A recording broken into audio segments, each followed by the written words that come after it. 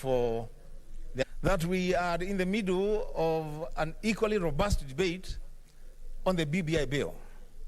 So take your time, learn the ropes, and aspire to be creative. The Speaker, I thank you. Senator Mudama Agnes Kavindu.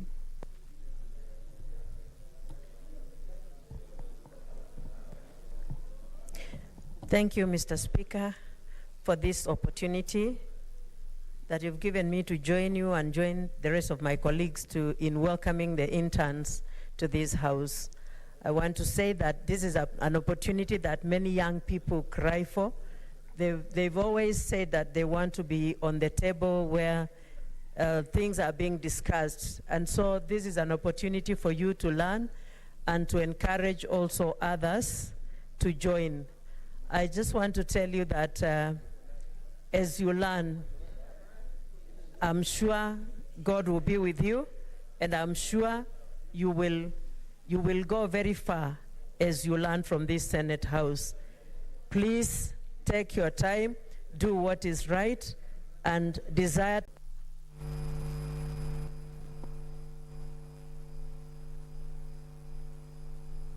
Senator Falhada.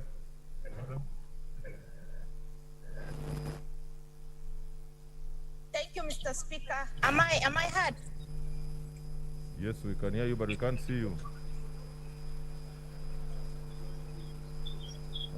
Okay, yeah. Thank you, Mr. Speaker, for giving me this opportunity to join my colleagues to welcome the interns who are at the chamber today, gallery. Mr. Speaker, it is very, very important for the interns to be at the moment, because there's a crucial meeting going on, a discussion for the constitution amendments. Let's not welcome them at the chamber, please, Mr. Speaker. As Senator Mutula said, we can as well assign them to different committees for them to learn more, and they can be better, because these are the future leaders. The youth are for future, they are future leaders. At the same time, there are people who are, going to drive this the country and well. So I welcome them. Thank you so much, Mr. Speaker. Order, senators. I just want to reiterate what I said in my communication about virtual contribution, that you must be in an office and in an environment that is clearly an office, not some funny motorbike or a bicycle or something like that. That I will not allow. So, I know that people can use motorbikes, Senator Shionga.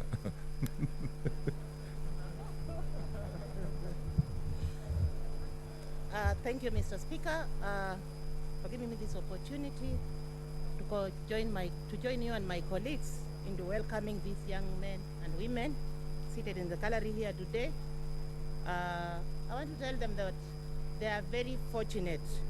They are very fortunate enough to have joined the institute that have welcomed them to do practicals or to learn more from the institute. Mr. Speaker, mine is just to tell them that it is a noble idea that you chose. Make use of that opportunity, because there are many young women there who have done their courses, and where to get attachments or internship is very hard.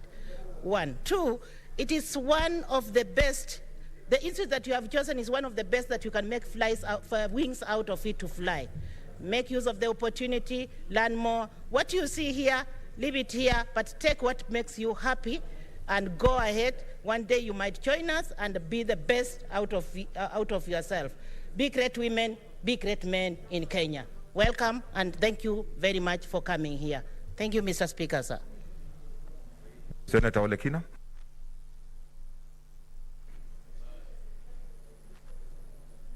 Mr. Speaker, I thank you.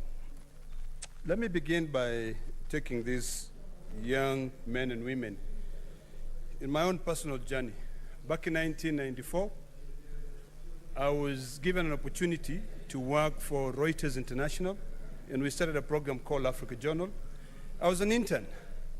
Back then, My adopted father, his name... It's all clear today, Mr. Speaker, that my party position is that we do support BBI. We support the constitutional amendment bill that is before us, and that is the position of my party. We have cited various reasons as to why we support this very important document, Mr. Speaker.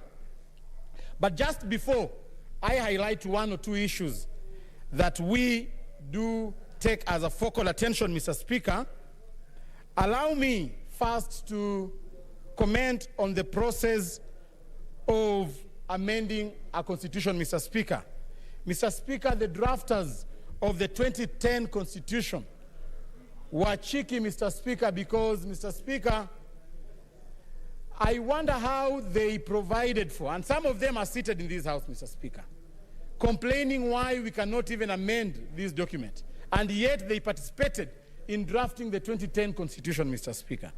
Mr. Speaker, I wonder why such an important process can come through Parliament, and yet we cannot amend the proposals as brought before us, Mr. Speaker. Mr. Speaker, Parliament has been given a ceremonial role in this matter. I wonder why, Mr. Speaker, we spend a lot of time committing this very important document to the JLAC committee, Mr. Speaker. They sat in very expensive hotels in this town, Mr. Speaker, trying to consider this matter, Mr. Speaker, only to be told that we do not have powers to amend even a comma, Mr. Speaker. Mr. Speaker, nevertheless, I want to commend the JLAC committee who have interrogated and dissected this document and come up with a very good report, Mr. Speaker. It is sad that the findings of the JLAC committee are going not to help this document improve its current value, Mr. Speaker. It is important, Mr. Speaker, that in future, even as we amend this constitution, let us look at possible ways in which we can allow Parliament to interrogate and... Order, senators. Order. Respect the House. Cherargei, you have become so nomadic. Please try to, whatever you are doing, we may need to know. Senator Malala, proceed. Thank you, Mr. Speaker, for protecting me. Mr. Speaker, I was submitting as follows, that it is important in future, Mr. Speaker, when we shall have another opportunity to amend the law, let us give Parliament powers, Mr. Speaker, to amend and correct the inconsistencies of a bill that is brought before this House, Mr. Speaker. Mr. Speaker, it is my humble submission that in future, even before the bill goes for signatures, Mr. Speaker, let the bill come through this House. Let us do all the amendments that we are supposed to do before we go to collect signatures and subsequently go to the county assembly, so that we have an opportunity as Parliament, Mr. Speaker, to ensure that we exercise our powers as enshrined in the Constitution under Article 94 of the current Constitution. Mr. Speaker, I want to go back to why we support this document as a party. One, because of the aspect of devolution, Mr. Speaker. Mr. Speaker, I am a product of devolution. I was first elected as a member of County Assembly. I became the Deputy Speaker for Kakamega County Assembly. And here I am, the Senator representing the people of Kakamega. And therefore... What's your point of order, Senator Linturi? Mr. Speaker, I've had a lot of interest for a long time in following up the debate from my good friend Senator Malala, but I'm lost because I'm not able to follow him up clearly, because in this chamber we are discussing the Constitutional Amendment Bill, supposed to give us ideas of opinion about us, a member of Parliament. I've even opened the Constitution under Article 96 on the role of the Senate. So having listened to him, the position he is advancing before this House is that position of our political party. Is he in order, Mr. Speaker, to come push for a position of a political party, or is supposed to debate this Mbilo as a member of parliament representing the people of Kakamega, and not a political position, political party position.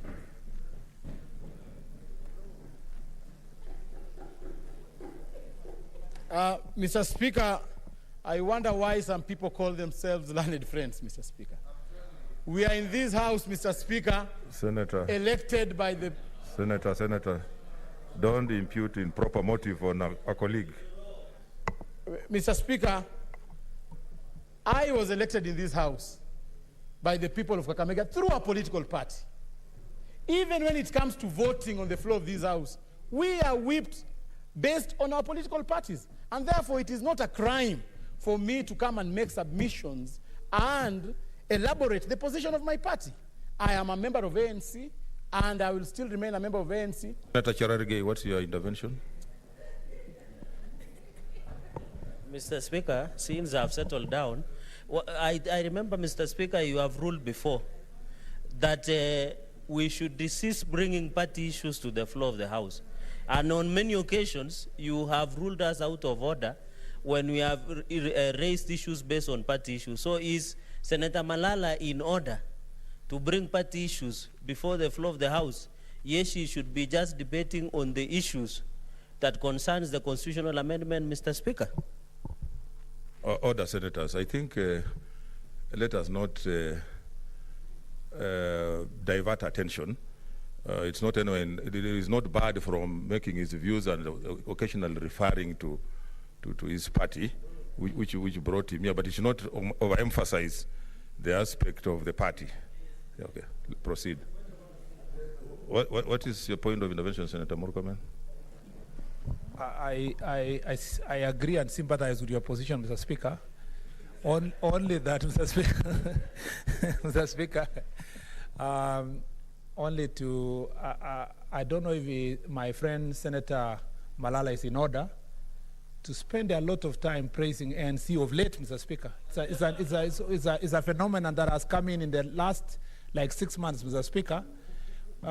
Yet, Mr. Speaker, in the past, it was more focused on most of the time talking about NASA or ODM. Mr. Speaker, if he can just focus on the issues, it will save him a lot of comparison, Mr. Speaker, from his past life.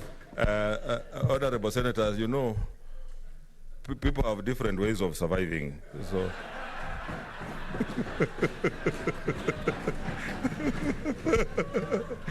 So Senator Malala is surviving. He knows what he's doing. So let us allow him to proceed. Senator Malala.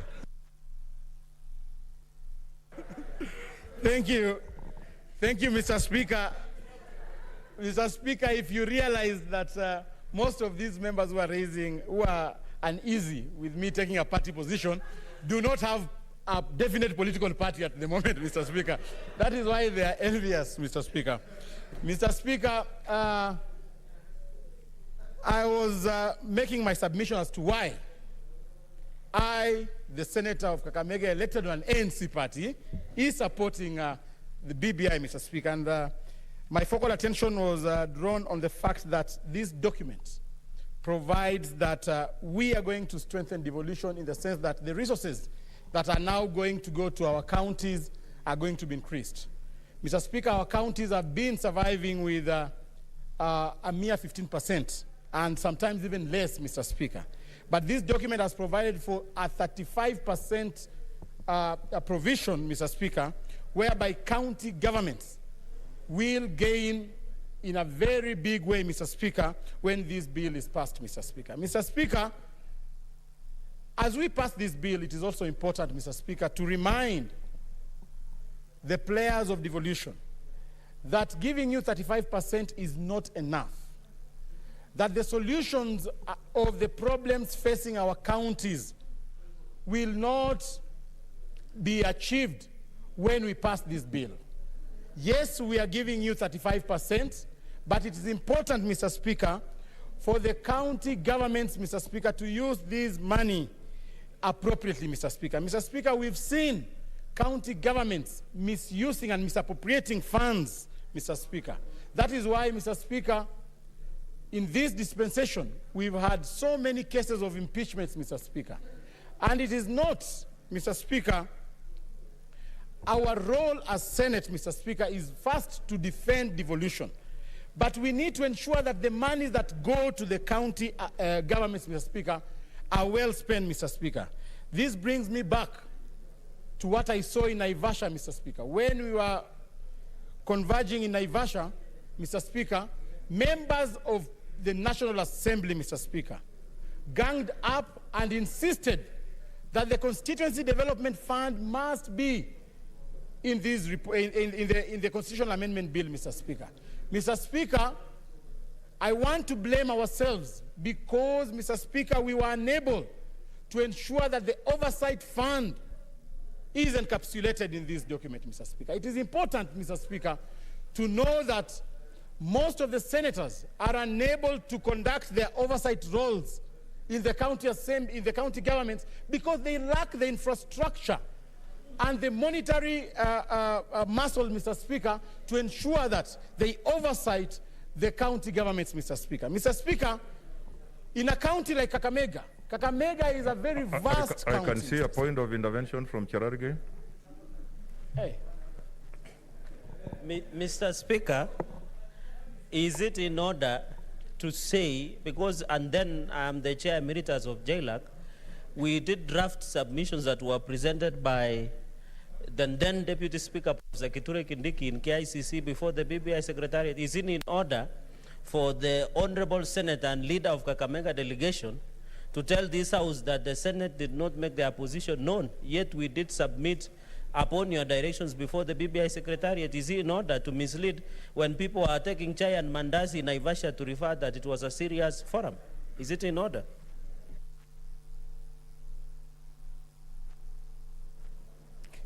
Mr. Speaker, I think we have various ways of achieving. There is another intervention, Senator Malala, from Senator Mogeni.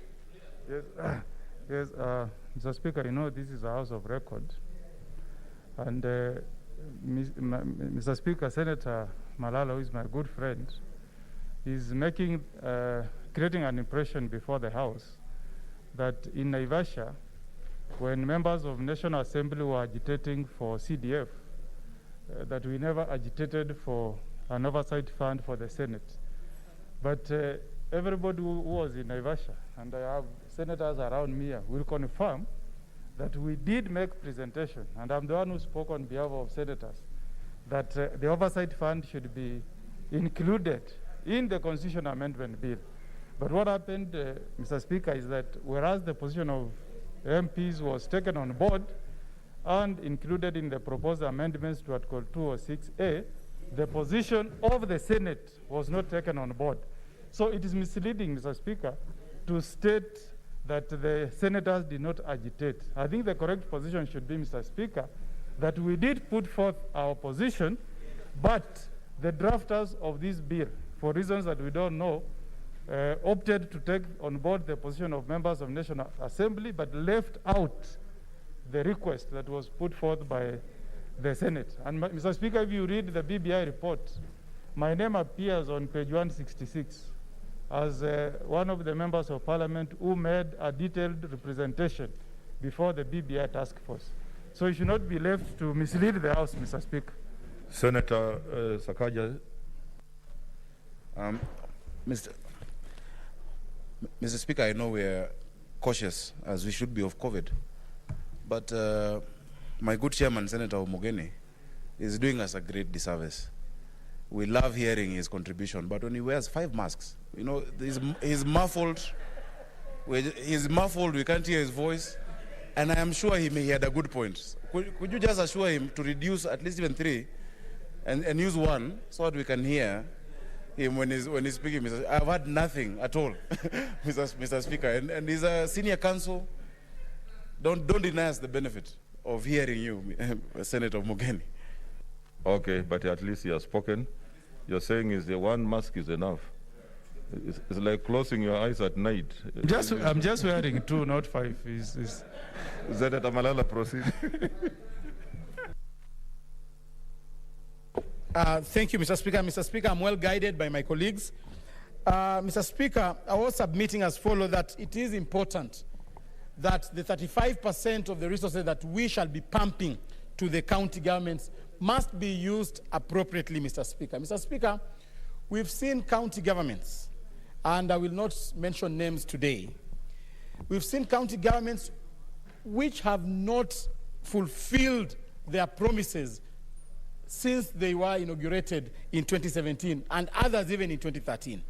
Mr. Speaker, we have seen governors being brought before the CPIC committee and being brought here for impeachment, Mr. Speaker, having very grave allegations, Mr. Speaker, on misuse of public funds.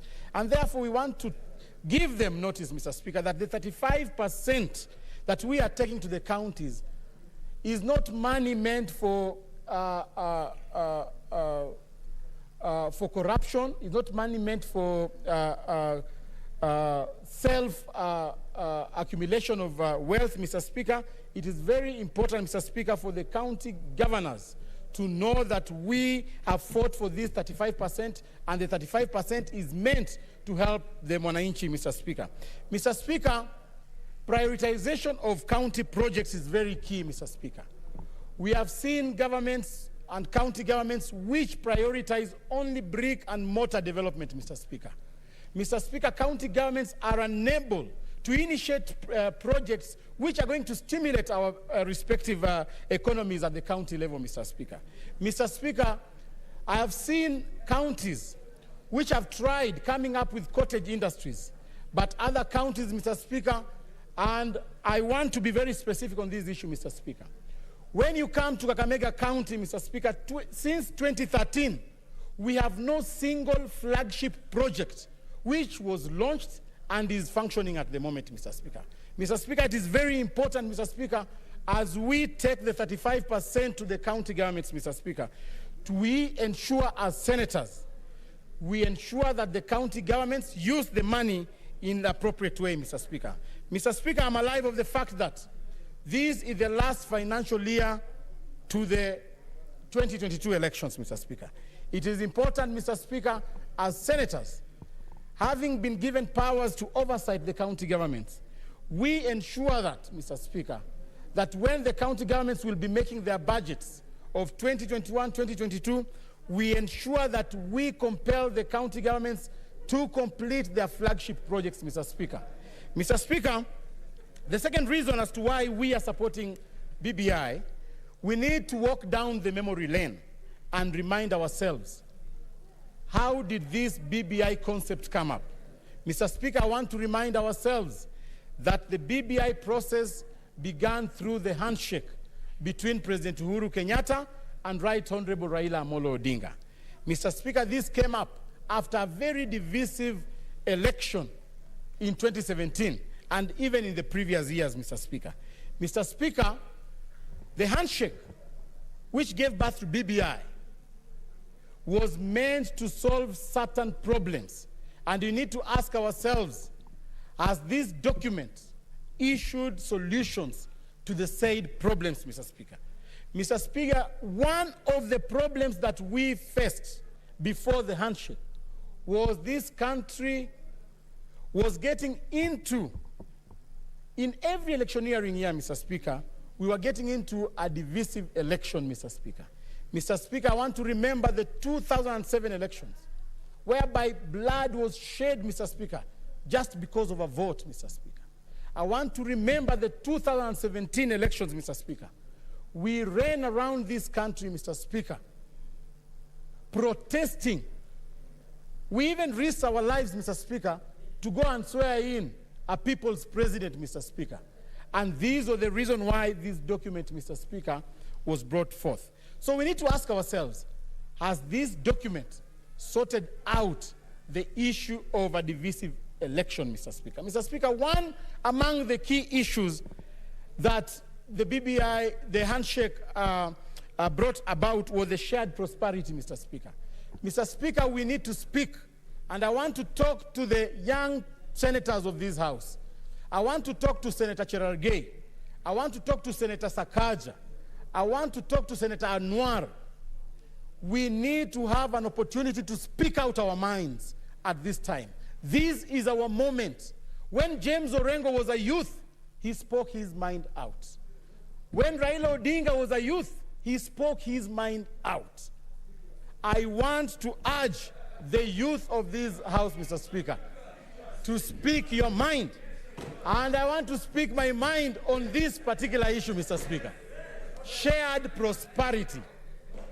Shared prosperity. Mr. Speaker, if we do not sort out this problem at this juncture, we are lying to ourselves. This document will remain to be an academic document, Mr. Speaker.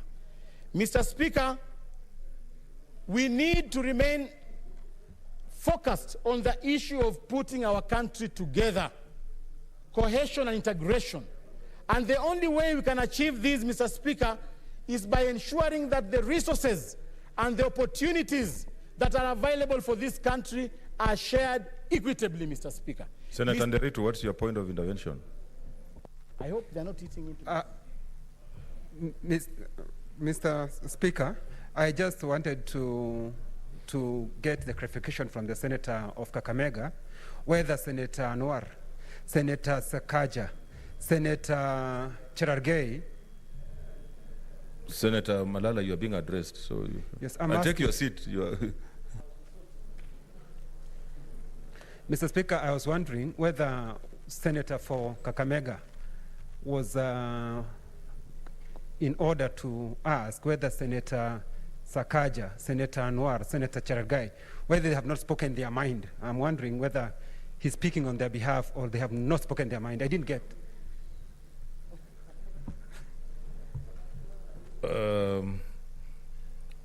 I think you just made reference to the youthful senators who are here that this is the moment to speak. It doesn't mean they have not spoken. The old ones have already spoken their mind. That's what he said. Yes. They spoke their mind when they were youths. Yes. That's what he said. Senator Malala conclude. Yeah, Mr. Speaker, I hope they're not eating into my time, Mr. Speaker. And those interventions are disrupting my thought process, Mr. Speaker. Mr. Speaker, if we don't solve this problem of an equal distribution of resources and opportunities in this country, then this BBI document will remain to be an academic document. Mr. Speaker, we must tell our people right now, Mr. Speaker, that there are certain parts of this country which have been neglected, Mr. Speaker. I want to speak for my people here today, Mr. Speaker. Mr. Speaker, as we speak right now, the Western region has been neglected by this government. There is no single factory that is operating in Western region. The sugarcane farmers are languishing in abject poverty, Mr. Speaker. Mr. Speaker, it is true. We do not have a single industry to employ our youth in the entire Western region. Nzoia Sugar Company is closed. Mumia Sugar Company is closed. Chemilil is closed. Moroni is closed, Mr. Speaker. Sony Sugar Company is closed. Webuye Pan Paper is closed, Mr. Speaker. We have not seen the enthusiasm of the government to sort out the problems in Western Province, Mr. Speaker. We have seen a lot of energy, Mr. Speaker, in this government, Mr. Speaker. Do you want to be informed, Senator Malala? Mr. Speaker, they're interrupting my thought process. No, we will, I'll add you some more time. Do you want to be informed? Yeah, I can listen to you. Okay, Senator Linturi.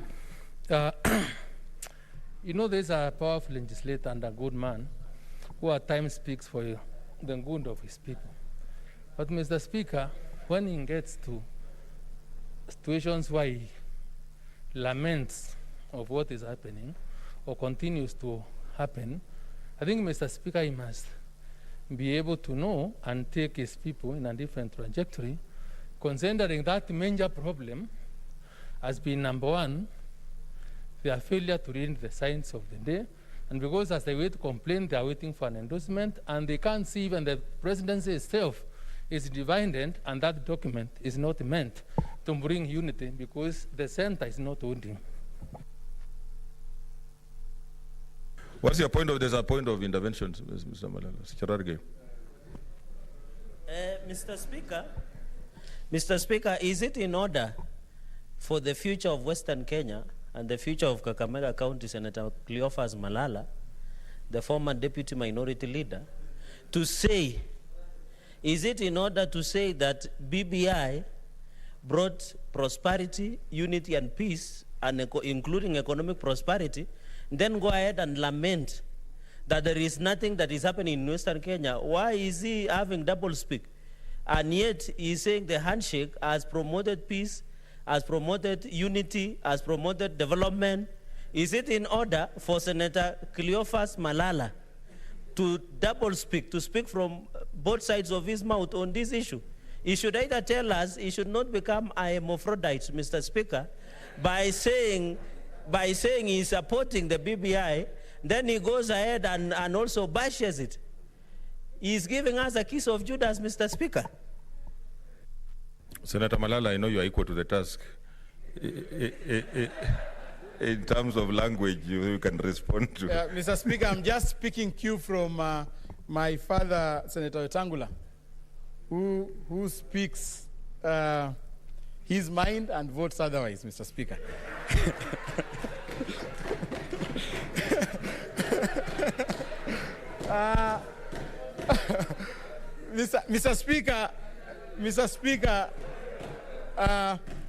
Mr. Speaker, before I was interrupted, Mr. Speaker.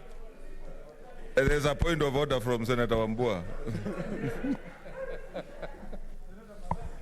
Mr. Speaker, is the Senator of Kakamega in order to impute improper motives on his uncle, Senator Moses Masika Wetangula? Can he give an example where Senator spoke differently from how he voted? I hope you are not holding brief for Senator Wetangula. I'm sure Wetangula will come and he will answer him appropriately.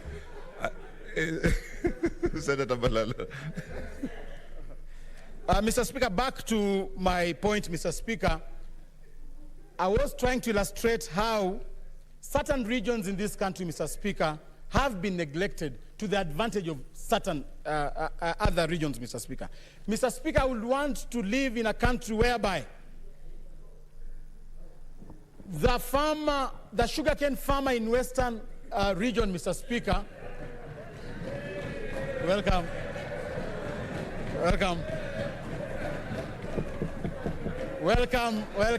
Senator. Mr. Speaker, I was speaking on the issue of the farmer, the sugarcane farmer, and I have said on the floor of this House that Senator Wetangula has been on the forefront fighting for the farmers of the Western region, Mr. Speaker. And I want to join you, Mr. Speaker, in saying that I want to see a day in this country, Mr. Speaker, when the sugarcane farmer in Kakamega is treated the same way with a coffee farmer in Central Province, Mr. Speaker. Mr. Speaker, I want to see a day in this country when the sugarcane farmer or a maize farmer in Kakamega County is treated the same way with an Irish potato farmer in Kirinyaga County, Mr. Speaker. Mr. Speaker, that is what we call shared prosperity, Mr. Speaker. Mr. Speaker, when you look at the public service, Mr. Speaker, it is quite a shame that some of the communities in this country are not well represented in the public service. And I hope that BBI is going to sort out this problem. Let us not use, Mr. Speaker, these exercises, Mr. Speaker, to woodwink some of us to pass it and then go back to the normal practices we've had, Mr. Speaker. Senator Kimani Wamatangi, what's your intervention?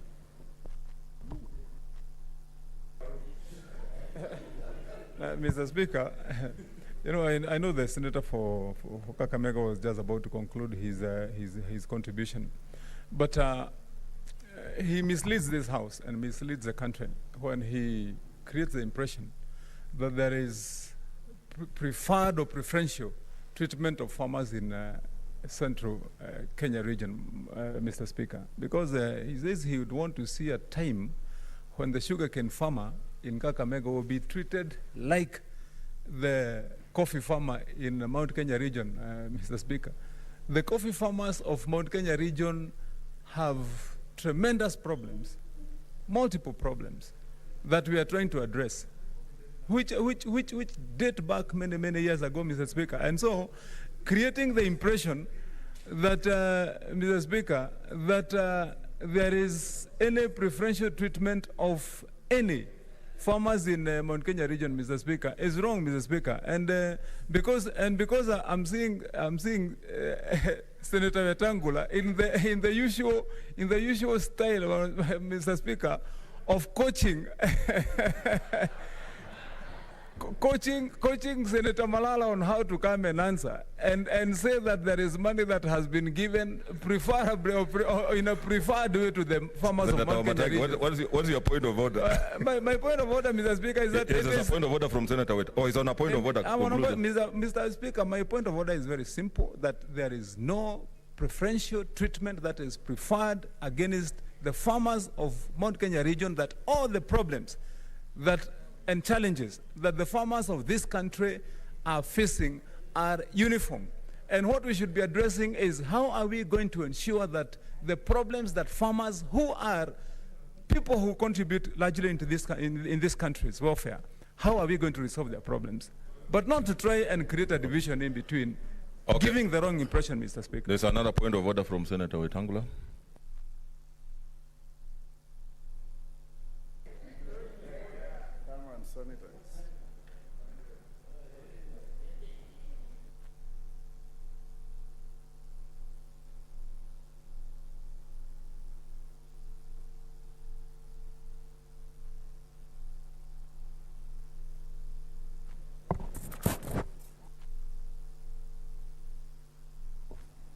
Mr. Speaker, you know, the Bible says a wicked man is always running even when he's not being chased. And Charles Dickens said, a coward will always whistle in the dark, hoping he'll scare away invisible enemies and ghosts. Mr. Speaker, the distinguished senator for Kiambu, a great friend of mine, knows very well that the inequality that we keep crying about is real. I brought a question to this House, Mr. Speaker. It is still pending before the Agriculture Committee. And when the senator for Kiambu stood up and attempted to dispute the facts, he fell flat on his face, Mr. Speaker. That 3.6 billion shillings called the Cherry Fund from the World Bank coming to revive coffee was given to one region of the country to the total exclusion of everybody else. Areas that grow coffee, Nyamira, Kisii, Nandi, Kericho, Vihiga, Kakamega, Bungoma, Trans Nzoia, West Pokot, and Uasin Gishu were completely left out. All the 3.6 billion went to one region. If that is not marginalization and exclusion, then English has lost meaning. Senator Ephraim Maina, there's a point of order from Ephraim Maina first. Senator.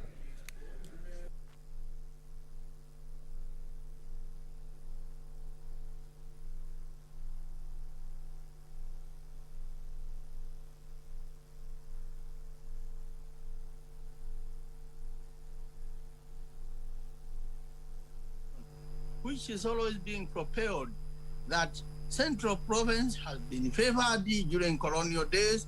Central Province even now enjoys some favoritism. And Mr. Speaker, the way the sugar farmers are suffering in Eastern Kenya, it is the same way our farmers, coffee farmers in Central and the other places, Ukabani and anywhere, anybody growing coffee today is suffering. Therefore, Mr. Speaker, let them bring out their issues, but not try to insinuate that Central, maybe the favoritism to Central region is the one causing their, their suffering. Mr. Speaker, I want to remind Mr. Malala what they have been told many times At one time during Moi's government, they had 7 ministers in his cabinet, Mr. Speaker. And the industries he's talking about, they have been in government, sometimes more than central, and they could have sorted themselves out. Therefore, Mr. Speaker, is Mr. Malala in order to bring this notion and propagate it to the whole nation, which is divisive? There's a point of order from Mutula Kiloso Jr. I'll come. Mr. Speaker, I think we're splitting hairs. That's one. In recognition of marginalization in this country, the Building Bridges Initiative acknowledged that Kenya has marginalization. We have a report here tabled that shows the rest of the country as red and a small portion of this country as green, tabled by CRA. In fact, at some point, and I've said this on the floor, that verse in the Bible that says, those who have more shall be given, and those who have little, even the little they have shall be taken away from them, is a true story of Kenya. So what Senator Malala is saying is that we hope that in the BBI, in the Building Bridges Initiative, you're going to bridge this disparity. Isn't it a fact that there is 2,500 kilometers of tarmac in Senator Wamatangi's county, whilst there is 750 kilometers of tarmac in Kakamega? The whole county. It's a fact. So let's not go into those details, because if we do, this debate is going to degenerate into why the rest of the country is red, and I will bring the marginalization policy which I have in my office, and the rest of the country, some parts of the country are green. Thank you. Just a minute, Harake. I'll give you. Let me also give an opportunity to those who have not said. Thank you, Mr. Speaker. I think my good friend Senator of Machakos actually stole my thoughts. So, but that having been said, is the rest of Makueni, sorry, is the rest of, you know, Senator Malala has said how Western Kenya has been marginalized, and Central is saying they're marginalized, and the coffee farmers. Who is talking about the livestock farmers who've never even been mentioned, who've been on the periphery of everywhere, who have never ever been even within BBI, they're still not being mentioned. So I think it's about time we stopped lamenting and started looking properly and equally at these things, Mr. Speaker. Okay, what's your point of order, Wetangula? Then Senator Kimani. Mr. Speaker, we should not let facts be swept under the carpet. The distinguished senator for Nyeri, the tycoon, and the distinguished senator for Kiambu actually are contradicting the President of the Republic of Kenya, whom they profess to support. Because the President of the Republic of Kenya, whom we support, sat down with the leader of ODM, and among the many things they listed for BBI was that there was marginalization. There was unequal development. There were unequal opportunities to Kenyans, and many other historical wrongs that we need to change. And Mr. Speaker, when we live a lie, and when we live in denial, then we cannot solve the problems of this country. When we stand here, Mr. Speaker, and say, this and this area has a comparative advantage over this other area for the following reasons, these are facts. For example, Mr. Speaker, Nairobi, one would think Nairobi is rich. The highest concentration of poor people in Kenya is in Nairobi. And this is a fact. And we want to see Kibra, we want to see Mathare, Mukuru, and all these become part of our history, not part of our present and future. So I want to urge Senator Wamatangi and Senator Ephraim Maina not to live a lie that even the president has acknowledged. He didn't say which area is advantaged and which one isn't, but he said there are areas that are advantaged and there are areas that are disadvantaged. Okay. So let's proceed, Mr. Speaker, with what Senator Malala, my distinguished son, is saying. that, Mr. Speaker, to support the BBI bill does not take away your ability to be critical about issues in it. Because if we don't do that, then the bill would have been put on the table, we would have noted and voted. That's why we're debating. That's why Abshiro is talking about livestock. That is why young Cherargei was yapping here and crying about tea. And others, Mr. Speaker. Let's not live our life, for heaven's sake. Senator Kimani Wamatangi, what's your point of order? So try to keep them short so that we make progress. Mr. Speaker, in raising my point of order against what Senator Wetangula has said, Mr. Speaker, I will not go into the details of trying to narrate to this House and tell a story of how the coffee they speak about is being uprooted in Kiambu, in Nyeri, and wherever by farmers who are desperate. I will not go to that story. But let me go straight to the point of order I want to raise, especially about Senator Wetangula. A senator who has served in this House for 2 terms and in the National Assembly, Mr. Speaker. And first, he's out of order. Because when he comes to the dispatch box here, Mr. Speaker, and tells this House, Mr. Speaker, that we are out of order because he bases his argument on a question he posed to a committee which is yet to be responded to, and yet he comes here with an answer and says that he sent a question saying that there has been money alleged which has been taken to one region. That question has not been, he is the one who is telling the House that question is still with the Committee on Agriculture. Yet he comes with an answer. But Mr. Speaker, I'm on a point of order.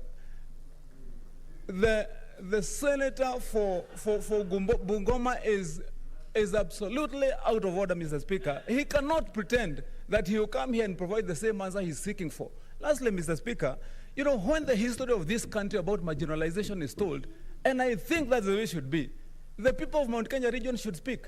We should say why we live entirely in a whole region, in quarter by quarter portions of land. While people in this country, Mr. Speaker, still live in thousands and thousands of acres, Mr. Speaker, people have got in each region areas where they can claim that there is marginalization. So if we try to pick specific places whereby we will be saying that this section is marginalized because they have this problem or these ones have that problem, Mr. Speaker, we can all claim historically that there are areas where we have not been treated right by the systems which were there since colonialism, Mr. Speaker. And we cannot attempt, Mr. Speaker, to bring another narrative, Mr. Speaker. And so I want to urge my colleagues, if you want us to build a good country and a country for all of us, let us focus on how we are going to build a modern day country with equal opportunities with our new devolution, our new constitution. Let us not try to go into the past and paint a wrong picture that is dividing this country and sending the wrong impression. Thank you, Senator Mr. Speaker. Sakaja, order, senators. Please, let's keep our points of order brief because time is of essence. You know, we are about to adjourn. Senator. Mr. Speaker, this is the Senate of the Republic of Kenya. This is a house of equalization, Mr. Speaker. Mr. Speaker, while facts can be stated, there's a difference between knowledge and wisdom. Knowledge is knowing that a rose flower smells better than cabbage. But wisdom is then knowing also that it might not taste better if you cook it. Mr. Speaker, even as we speak about the situations in this country, what does BBI present us? It's an opportunity, Mr. Speaker, to change from, we cannot be merchants of despair in this country, in this house, and perpetuate an us versus them narrative, Mr. Speaker. You know, the politics of seesaw, that you're up because I'm down, and I'm down because you're up, is really what we're trying to move beyond in this country. It is true, many parts of this country, including Nairobi, have been marginalized. But as the people who Kenya is looking at today, what hope are we spreading? You know, I cannot say that my farmer does not have because his has. Because then we're creating further division, Mr. Speaker. So I just pray, as Senator Mutula said, instead of splitting hairs, as we cannot, where we have been as a country, take cognizance of that, but then perpetuate hope and present a future for this country by saying this is what BBI then is presenting, and this is where we want to go as a country. That is what is here. Order, Senator. Otherwise, everyone can complain. I can complain about Kibra, I can complain about Kawangware, and then what are we selling despair to those people or hope?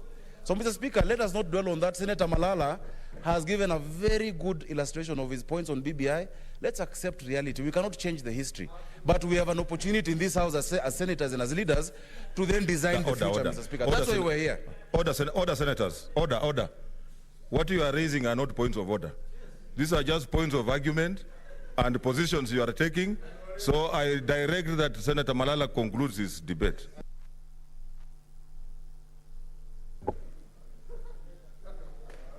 Thank you, Mr. Speaker.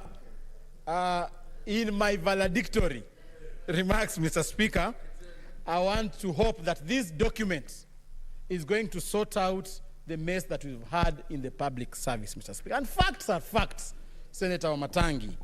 You'll ask yourself today evening, who is the head of the executive? Who is the head of the Parliamentary Service Commission? Who is the head of judiciary? Who is the chairman of KRA? Who is the Director General of KRA? Who is the governor of CBK? Who is the KDF Chief General Staff? Who is the Attorney General? Where does he come from? Who is the Solicitor General? Who is the head of Public Service? Who is the CS Public Service? Who is the chairperson, Public Service Commission? And who is the ambassador of US? We cannot lie to ourselves, Senator Wamatangi.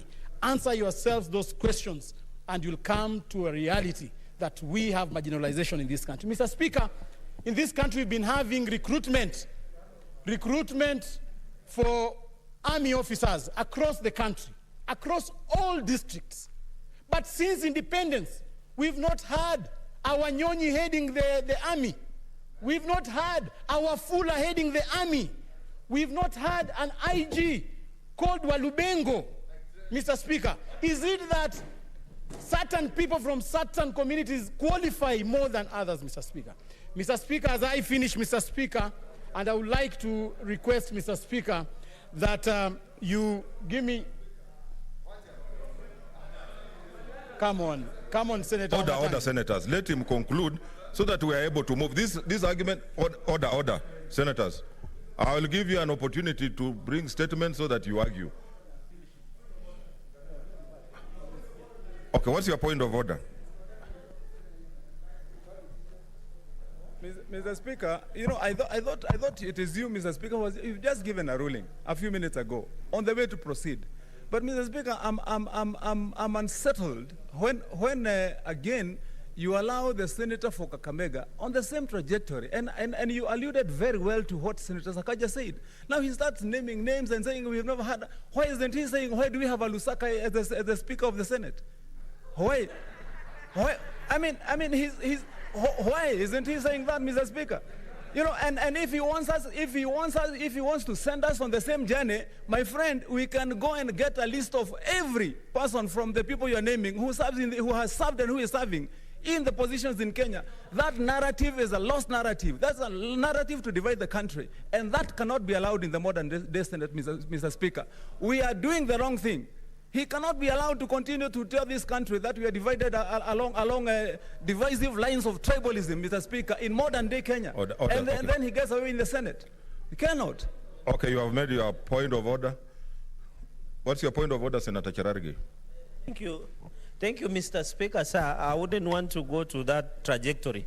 Is it in order for Senator Cleophas Wahungu Malala to mislead Kenyans that under Article 11A, the issue of marginalization and the development in some regions of this country has been addressed by this constitutional amendment? Is it in order to mislead Kenyans? Because there is nowhere under shared prosperity that has even remotely addressed the issues of marginalization. And is it in order under Constitution 2010, Mr. Speaker, the current constitution we have? It has tried to address issues of marginalization. Is it in order to mislead Kenyans that under the BBI or this constitutional Article 11A of BBI on economic and shared prosperity, there is nowhere? Is it in order for him to mislead Kenyans? And Mr. Speaker, finally, I agree with Senator Wetangula because we sat in the same committee where 3.6 billion cherry fund was given to one region. Nandi never received even a single cent from the World Bank. So some of the facts, Mr. Speaker, I want to advise my colleagues are very stubborn. You can't change. Senator Malala, conclude. I'm finishing. Mr. Speaker, I want to assure you that I'm finishing. But I've come to realize that facts disturb even the dead. Mr. Speaker, we need to ask ourselves, why are we in this situation, Mr. Speaker? And I think the BBI is giving a solution to this. Mr. Speaker, the BBI has provided for a position, a substantive position for the leader of opposition. It is very important, Mr. Speaker, for this country to have opposition, Mr. Speaker. Mr. Speaker, as we speak right now, the problems we are suffering is because we do not have an opposition in this country, Mr. Speaker. Mr. Speaker, when I was in Standard 6, Mr. Speaker, in my civics lessons, Mr. Speaker, I learned that Parliament is made up of the Speaker, the government side, and the opposition side. Mr. Speaker, when I was admitted in this Senate, Mr. Speaker, I have seen the opposite. It has made me, Mr. Speaker, think that my geography teacher... Okay, you only have 1 minute. I know you are interrupted. 1 minute. Conclude. I'm finishing. Mr. Speaker. Mr. Speaker, we do not have an opposition that checks the government here, Mr. Speaker. Mr. Speaker, a case in example is this House, Mr. Speaker, where the leader of majority and the leader of minority walk majestically in the corridors of this parliament as co-joined twins, Mr. Speaker. Nobody is checking each other, Mr. Speaker. Mr. Speaker, it is important that as we pass BBI, we provide a slot for the opposition, Mr. Speaker. Mr. Speaker, I want to finish by saying that we do support the BBI process.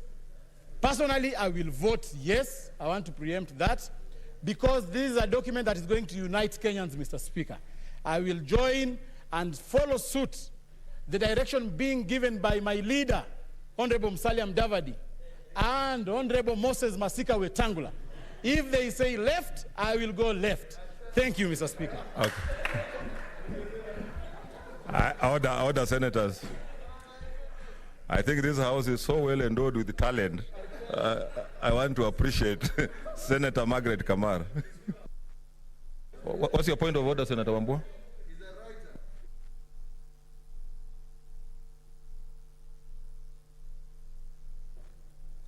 Thank you, Mr. Speaker. Mr. Speaker, I rise to seek your guidance.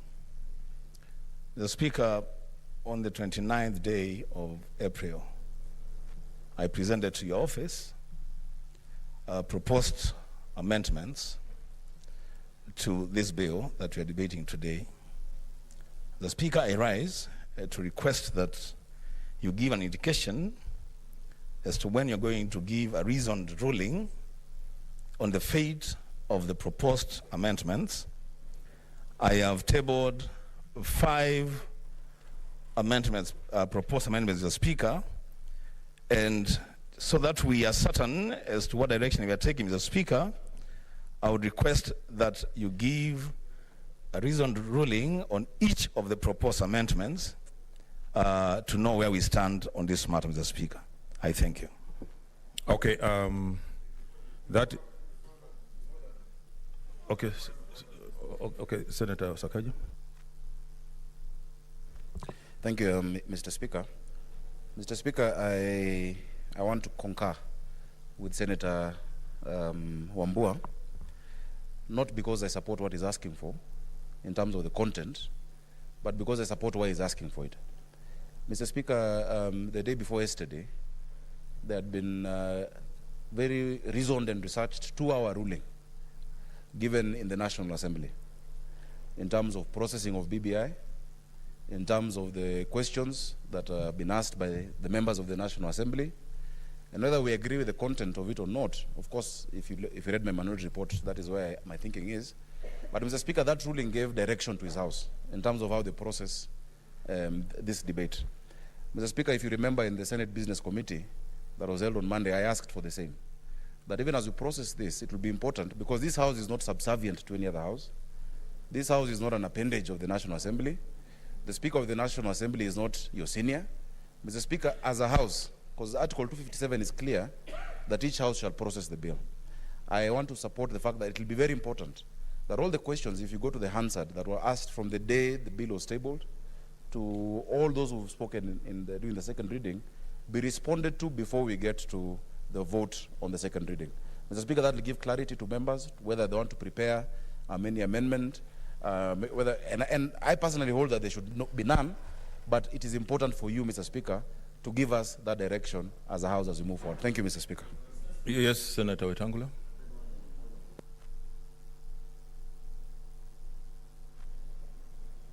Mr. Speaker, it's good to move with precision and clarity. And Senator Wambua's point of order and request is well-founded, that you do give direction. Many of us who support this bill have voiced concern about certain issues in the bill that can create problems. And Mr. Speaker, I don't see the majority or minority leader, but their officers are represented here. As we go to the deputy whips are here. Mr. Speaker, as we move towards the end of this debate, I want to respectfully submit to this House that a process of legislation, particularly on a constitution, is supposed to solve problems, not to create problems. And as my brother, Senator Matangi, sits here as a chief whip and his team, I just want to tickle your mind on just 2 points that you need to look at and see whether we are creating a problem for the future or not. Articles, Mr. Speaker, 152, 53, 54, 55 are being amended to remove the approval by the National Assembly of appointments of ministers, of PSS, and others. But, Mr. Speaker, fundamentally omitted is an amendment to Article 132, which remains intact in the Constitution, will remain embedded in the Constitution, and it says the President shall, among other things, that is 132.2 for Senator Wamatangi, that the President shall nominate, with the approval of the National Assembly, appoint and may dismiss Cabinet Secretaries, Attorney General, Secretary to the Cabinet, Principal Secretaries, High Commissioners, and so on. Now, when you have removed that vetting in the other articles I've cited, and you have left it intact in Article 132, how are we going to reconcile the provisions of the Constitution? Because somebody will walk to court, and I'm being gratuitous, Senator Matangi, to you and others, that somebody will walk to court and say, Senator Linturi has been appointed a minister, but has not been vetted in accordance with Article 132, is not being touched, and can therefore not hold office. So these are some of the things, Mr. Speaker, I'm just finishing. These are some of the things that those who want to say as is where is must also look broader and see whether we're creating a future problem or not. Just like putting the schedule in the draft bill of the constituencies created, but leaving the authority, the constitutional authority of IEBC, to be the sole authority to delimit and allocate constituencies intact. That again creates a problem.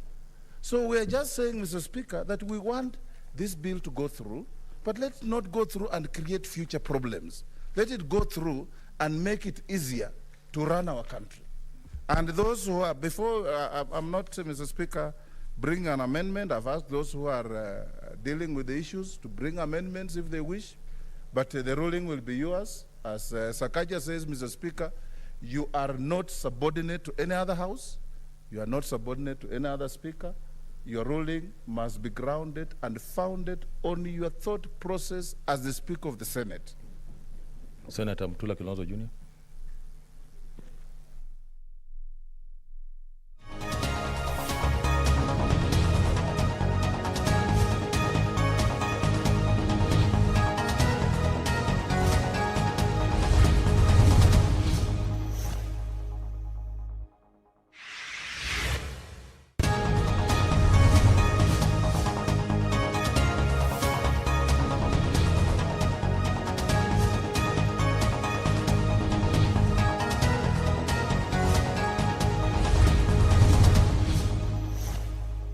zinakuja katika eneo bunge zitawekwa katika katiba. Hivyo basi wale wakereketo ambao watakuwa wamezoea pengine kupinga pesa kama hizi ambazo zimemsaidia mlala hoi na yule maskini pale mashinani, fedha hizi zitajulikana tu sawia na zile pesa ambazo zinaenda kwenye kaunti zitakuwa zimewekwa katika katiba, Mheshimiwa Spika, na hilo ni jambo zuri sana Mheshimiwa Spika. Mheshimiwa Spika, pia vyama vya kisiasa vitakuwa lazima vihakikishe katika members, just order. Honorable members, should you want to approach the table, there is a place you approach through. What you are doing here is something that has never been seen in it has never been seen at all. It has never been seen at all. I am a bit disappointed. I wouldn't mind one of the members I have seen going there, but I'm disappointed with two who are very long-serving members of this House. I know you are coming here to take the screenshot of what is happening on the list, which is perfectly in order. Please come from the other side and take the screenshot. Yeah, I mean, that is okay. You are perfectly allowed to do that, but please, what I have seen here is a very new phenomenon. Proceed and actually finalize because your time is over.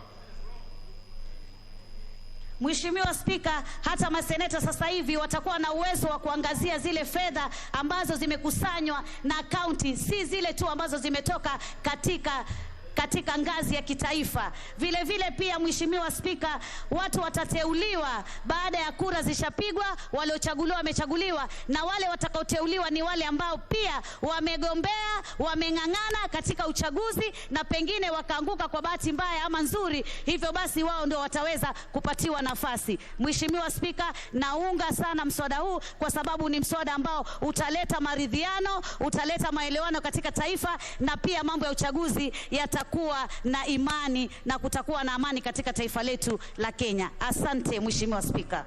Kamoti Mwamkale. Thank you, Mr. Speaker, for giving me this opportunity. And honorable members, any member who wants to look at the screen should come from this other side. It will be easier. And please also keep safe distance. Do not go very close to the clerks. Just they can give you information there. Mr. Speaker, I will disclose that I am a member of the Jailer Committee, which really sifted through this Amendment Bill 2020. And on that note, I would want to thank our Speaker for the ruling that he gave in this House. Indeed, there has been doubts on these documents, not only in the House, but even out there. It has been in the social media, it has been in the mainstream media, that there were two versions of documents, and the Speaker put it clearly that indeed, if there are any differences, then they can only be said to be typo errors. Typo errors in the sense that one of the documents, because we were told there are two versions of this document. One of the documents indicates or cites Article 87.7, while the other one cites Article 89.7.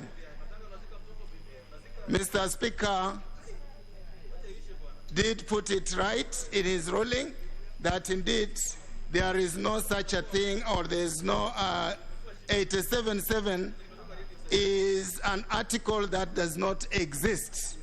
You go to your 2010 Constitution, look for 87.7, it will not be there. Article 87 finishes with 87.3. So indeed, these were typo errors, and the ruling of the Speaker really did put this nation at peace as far as this document is concerned. Mr. Speaker, another issue that social media really capitalized on was that this was not a popular initiative document as indicated.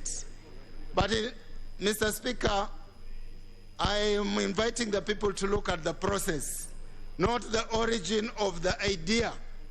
It is the process that will determine whether this is a popular initiative or otherwise. And indeed, it is clear in even in our 2010 Constitution that a popular initiative is one that is backed by the people, is one that comes from the people. And to appreciate this, people should look at the episodes before the handshake and the handshake itself. Indeed, that history will make people appreciate that we have a document that is going to solve our problems. Mr. Speaker, if you look at this amendment, it addresses all the 9 points that were identified after the handshake, and these 9 points were debated by members of the public. The task force that was formed, the BBI task force, went around the 47 counties, and I'm happy to report that when they were in Coast Region, the people of Rabai were invited, and we sent our delegation, and they had their input in this document. So indeed, the report that the steering committee used to come up with the bill, because it's the steering committee that came up with this bill, that report included all the views of the people of Kenya. So these being views of people of Kenya, nobody can really say that it is from the handshake brothers, as I've heard it being said. These are views of the people, and it doesn't matter who really came up with the idea.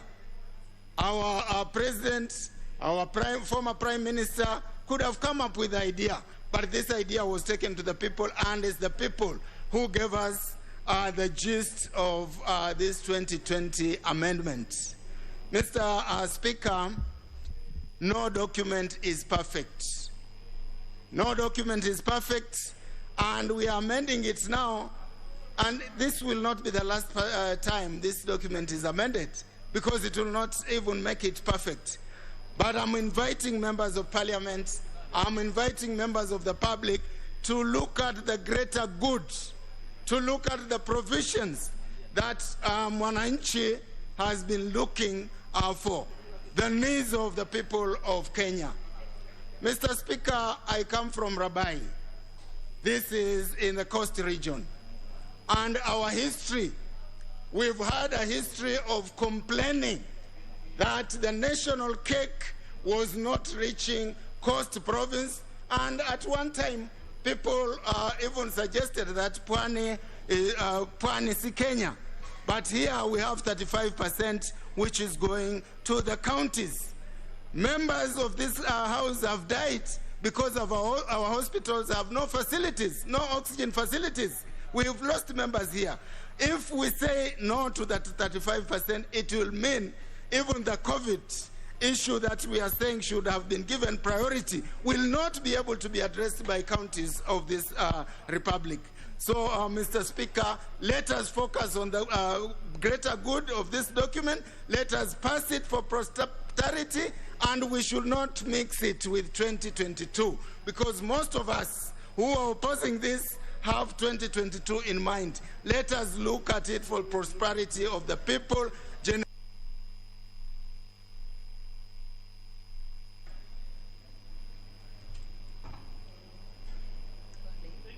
Thank you, Mr. Speaker.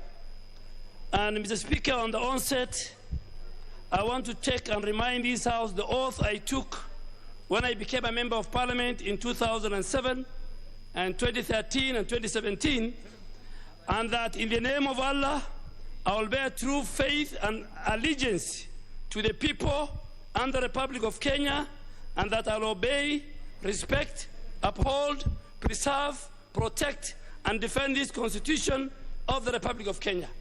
Speaker, I am saying this, it's coming at the right time, on the holy month of Ramadan, on the last 10 days, and I'm going to speak my mind. I will not speak for any political party. I will not speak for any political formation. I will speak for the people of Garissa Township who brought me to this house and gave me powers to represent them under Article 1, Sub-Article 2 of the Constitution. Mr. Speaker, there are many debates.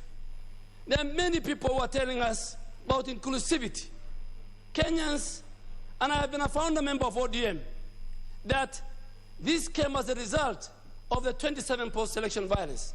I want to challenge anybody to tell me that by the passage of this bill, there will be no post-election violence. I want somebody to tell me and look at me in the eyes that there are no election reforms. ODM asked, and all of us asked for election reforms. I want somebody to look at me in the eyes and tell me if this bill contains any election reforms. I want somebody to tell me if this bill has united Kenyans or divided Kenyans. So, Speaker, the presidency is divided. Before you even come to the members of parliament, before you go to the people of Kenya, Mr. Speaker, constitutions are not meant for leaders. Constitutions are meant for the people to check on the leadership. And Mr. Speaker, if you allow me, Mr. Speaker, in the 60s, in the first referendum in the 60s, only one region took part in that referendum. And it was in the northern part of Kenya called NFD. And the Speaker here, without no apologies to make, because I listened to over 50 members. Everybody is speaking for his region. Everybody is speaking for his community. I will speak for the Somali community, and I have no apologies to make. 99% of them voted for me. And Mr. Speaker, this document discriminates them. This document does not favor. Mr. Speaker, a lot has already been said about this bill, and I'm also cognizant of the fact that on Tuesday, the Speaker gave a ruling. I do agree with the ruling on the constitutional and procedural matters. However, Mr. Speaker, I want to raise first and foremost two critical issues, two key issues with this bill, which I would like to go on record, because in my view, they are very weighty constitutional issues that this House, including all Kenyans outside this House, must address. And Mr. Speaker, I want to tell our colleagues here, 20, 30 years from now, what you do today, it will haunt you. What Tom Mboya did, what Jaramogi Oginga did, what Mzee Jomo Kenyatta did, what all the leaders before us did, either positive or negatively, it is haunting them today. Mr. Speaker, let me look at clause 44 of this bill. This clause provides that the President shall nominate and with the approval of the Senate, appoint the judiciary ombudsman. This clause further provides that the judicial ombudsman shall, among other things, these are the functions, receive and conduct inquiries into complaints against judges, registrars, magistrates, and other judicial officers and staff of the judiciary. This is a very dangerous trend, Mr. Speaker. As a country, over the years, we have had an independent judiciary under the 2010 Constitution, which is devoid of interference from any arm of government, Mr. Speaker, of which is free to express itself and work without being directed by anybody. One which is only guided by the Constitution. The office of the Ombudsman, Mr. Speaker, shall erode all these gains. Mr. Speaker, Article 172 of the Constitution protects and defends judges and magistrates, that in the event JSC finds a judge has contravened the Constitution, either on integrity, the Judicial Service Commission will look at it and will give the judge a fair hearing in a tribunal formed by the President. Mr. Speaker, what this judicial ombudsman is going to do is exactly what President Moi, the late President Moi, did during his time. That judges will go to State House, they will present the judgment to the President, and they will come and read before a court of law. Justice Madan did it. Justice Majid Koka did it. And you can go to the records. Mr. Speaker, this creation of the ombudsman is creating fear, intimidation into judges. Mr. Speaker, minorities all over the world, including Kenya, including myself, our savior is the judiciary. Mr. Speaker, you know what happened after the Supreme Court nullified our elections. And I want to confess and apologize to the judiciary and the people of Kenya. I didn't say, but my party said that we shall revisit. With this ombudsman, the revisiting has started. Mr. Speaker, will this not mean that judges will work under the intimidation and under the whims of what the executive tells it to do? How shall a judge do their work, render their judgment that are free and fair? Can judges who are likely to be intimidated by the executive ensure, number one, that the justice shall be done to all Kenyans, irrespective of status? The answer is no. Mr. Speaker, a classical example of a member in this House is Honorable T.J. Kajwang. If under this system, T.J. Kajwang today could have been charged with treason of what he did in Uhuru Park. But because we are an independent judiciary, my colleague and a friend, T.J. Kajwang, sits in this House today. Honorable member of Emuro Dikiri has many pending cases. Number two, Mr. Speaker, that justice shall not be delayed. The answer is no. That justice shall be administered without undue regard to other matters, and the purpose and principles of the Constitution shall be protected and promoted. The answer is no. Mr. Speaker, for these reasons, let me go on record on the Hansard that the office of the Judicial Ombudsman shall bring an end to the independency of the judiciary that we fought for many years. If this passes, nothing shall stop a judge from being told to jump, and the only thing he will do is how high should I jump? And due to intimidation, they should be asking how high they should jump. Mr. Speaker, I want to ask colleagues, let us not be emotional. What we are going to do here is going to haunt some of us here. Mr. Speaker, let me go to the other issue I have a problem with. The issue of the second schedule. Mr. Speaker, the issue of the second schedule, to which this bill is introducing additional 70 constituencies. Mr. Speaker, somebody should tell us why 19 counties should be left. Why should 19 counties be left? Kakamega has 12 constituencies. Kiambu has 12 MPs today. In this bill, Kiambu is getting over 13 constituencies. Kakamega is getting about 3.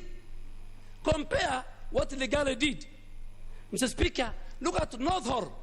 North Horr is equivalent to the former Western, Central, and Nyanza constituency combined. Somebody is telling us North Horr does not deserve a constituency. Look at Ijara, where even the chairman of the BBI, the late Haji, comes from. Ijara is 25,000 square kilometers with over 300,000 population. Tell us what is wrong with the Wajir South. Mr. Speaker, enough is said. Speaker, if you allow me, I will finish with a Chinese proverb. And I want the women of this House to respect me. I had no choice. I read a Chinese proverb, Mr. Speaker, and allow me just to quote that Chinese proverb.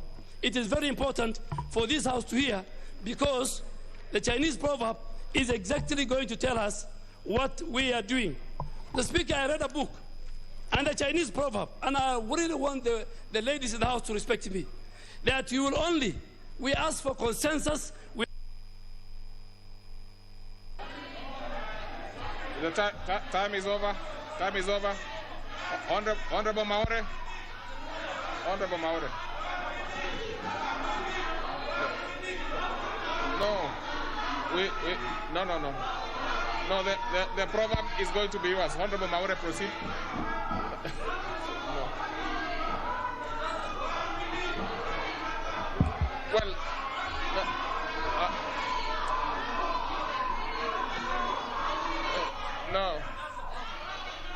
You know, Honorable no.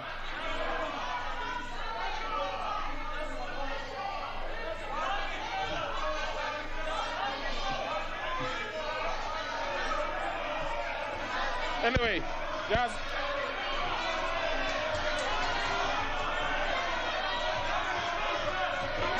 a problem. Just a problem. Just a problem. Okay. Okay. Mr. Speaker, just a proverb. Please. Mr. Speaker, just a proverb. No. I would not expect that you digress. Mr. Speaker, just a proverb important. Just finish it.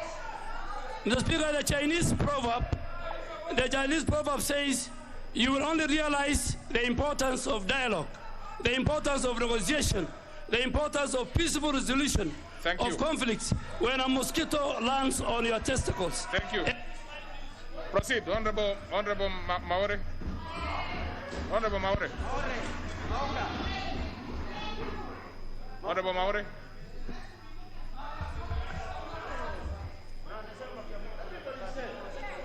Mr.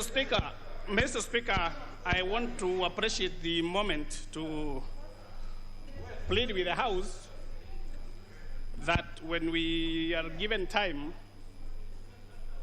and wanted to plead for an addition, it is a good idea. But, Mr. Speaker, very quickly, it is good to respond.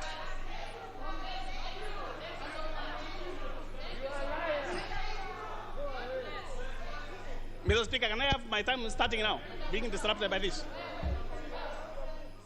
Thank you. Now, Mr. Speaker, the times that we are facing in this country are very, very unfortunate. Mr. Speaker, they are unfortunate to the effect that we have leaders who have chosen the path of lies, path of destruction of the country, a path of misleading, a path of conniving. Mr. Speaker, if you can recall about the handshake, if you can recall about the handshake, it came to cool down this country. It came to help this country. It came to save this country from itself. Mr. Speaker, the unfortunate debate is that a part of that government did not recognize the handshake as a way of healing the country, but saw the handshake as a way of being denied the power. Mr. Speaker, if you listen to the sentiments by members opposed to this bill, they are not opposing it on the basis of the content. They are basing it on the issue that they are being sidelined. They don't say by who and how. Mr. Speaker, the politics in this bill are the ones we are addressing. The ones who are fighting it, they are doing it for politics. Mr. Speaker, if you hear about coffee, you hear about the prices of maize, about the prices of tea, and about corona, and they're saying this is not the time, this is about the economy. Yes, Mr. Speaker, it's about the economy. The economy is being destroyed by corruption. The economy is being addressed in this BBI. And Mr. Speaker, if you look at the people who have been disparaging the bill, they are actually borrowed-headed cowards. They don't want to mobilize and they say they will go and move a vote of no at the BBI. They have been fighting these stages on technicalities. They have been sponsoring litigation. They have been moving days and they're saying they want to talk about what? After 5 members have talked about a bill, Mr. Speaker, anybody coming thereafter is just a repetition. So what we need to understand, Mr. Speaker, when we are moving our country, there are those who don't feel comfortable when the country is being run well. And for this reason, Mr. Speaker, When they are cowards and they don't want to vote or no, they don't want to hear even people who are proposing and talking sensible things. Mr. Speaker, I've heard somebody saying that every county should have been given a seat in the BBI. Mr. Speaker, if you follow that pattern, this is what is being cured in the BBI. The counties were given seats based on population, not tracts of land like the one in North Ho. That kind of lie coming out of here is going to poison the country. It is population of Kiambu. It is population of Nakuru. It is population of Nairobi. It is population of Meru to get 2 seats. Anybody who says that you are being denied a condition, that's why you should fight the bill, don't be a liar as a leader. Look at the country and tell them the truth. Mr. Speaker, as I continue, when you say you don't remember about the ruling by the Speaker when he said that he gave direction, Mr. Speaker, a member of this House who was here, a nearly 2-hour ruling by the Speaker actually took most of our debate. And I would only want to raise a small point here. When we want to hear those who are advocating for tracts of land in the standard population, the BBI is very clear. They want to advocate for 1 man, 1 vote, 1 shilling. And it is for that reason you will find if we are to double the revenue or put from 15 to 35%, if you go to a county like Meru, they will move from 9 to 18 billion. If you go to Nyandarua, it will be from 4 billion, 4.8 to 7 billion. Nyeri, 5.4 to 9.8. Nairobi, 15.9 to 31.5. Kirinyaga, 4.2 to 8.3. Muranga, 6.3 to 10.8. Nakuru, 10.7 today to 21 billion. Kiambu, 9.4 billion, 18.5. Mr. Speaker, if you are fighting BBI, you need to look at those people from those counties that I have mentioned and tell them this is what you are fighting. Smile at them.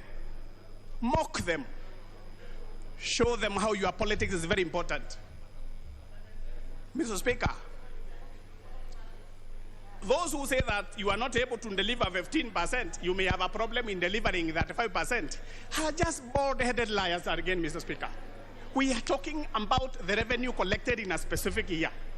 That from this year onwards, if the BBI goes through, anybody, when you collect your revenue, you will be able to share that 5% to the devolved units, and whatever is left, you do at the national level. So let us not use propaganda. Let us not incite the people. And when you do it, be very honest. And as I've again said, the rebellion or the civil war has been within the Jubilee Party, specifically within our region of Mount Kenya. Mr. Speaker, when the president organized to talk to leaders on January 29th, the leaders from the same region sat down and they did, Mr. Speaker, exactly 11 pages of an insult and insult on every paragraph on the president. These are problems that we will need to handle in Mount Kenya after the BBI and during the BBI. Mr. Speaker, we want to hear leaders standing and saying how brilliant they are by saving their people, not by seeking political possessions of our future government when they are discrediting and disparaging the current government, which they should be able to deliver the promises they got in this 2017 to 2022, not about a government that is coming in 2023. put a covenant, let it be in writing. It is now written in BBI, not written in some game reserves where the lions are roaring and you are being scared like children. Thank you, Mr. Speaker.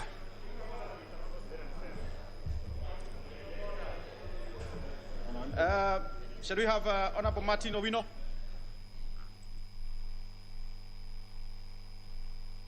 Got it. Thank you, Mr. Speaker. First of all, allow me to thank God for the gift of life, that today I can stand here to debate on this important amendment bill. Also, I want to thank God for the two statesmen, President Uhuru Kenyatta and my party leader, Prime Minister Raila Amolo Odinga, who have committed themselves and resolved to make this country become and remain productive and prosperous. Mr. Speaker, a word of wisdom has it that you cannot solve a problem if you don't understand it. And this is what we are going through here in this House. Mr. Speaker, we cannot allow Kenyans to kill themselves every election through bullets, machetes, you name it, and maim themselves. Some are displaced, some are suffering PTSD after years because of election. This amendment bill is trying to correct this so that we can remain peaceful even after election. Mr. Speaker, freedom of association is in the Constitution. But I can remember vividly after the election when my party leader wanted to address the concerned members.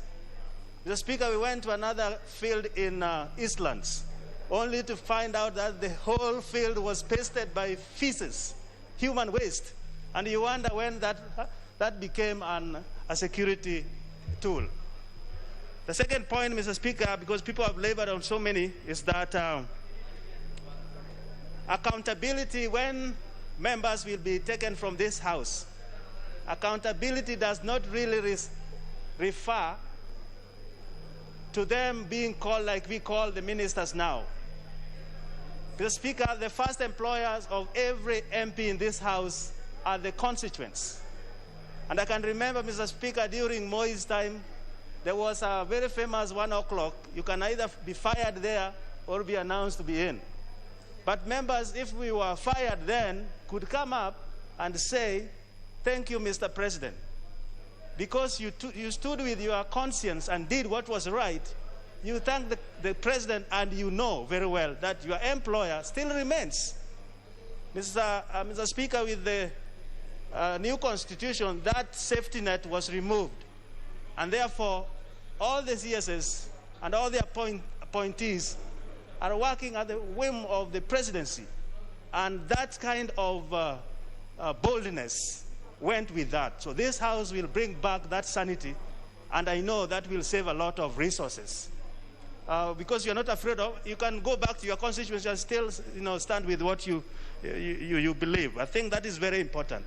The third point, which will help us in accountability, Mr. Speaker, is that this House will have an empowered opposition wing to operate an office and also to stand tall to keep the government in check.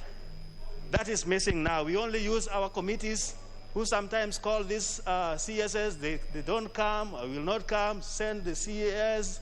It's a very frustrating moment to this House. Mr. Speaker, as I said, the problem, the time bomb, are youth in this country. This amendment is stating clearly that we are going to have a commission who will be addressing the priority setting for those youth, who will be addressing the career development and guidance so that when they finish school they can be employed. We'll be addressing also capacity building, but more so the entrepreneurship, so that this youth can be guided to form businesses.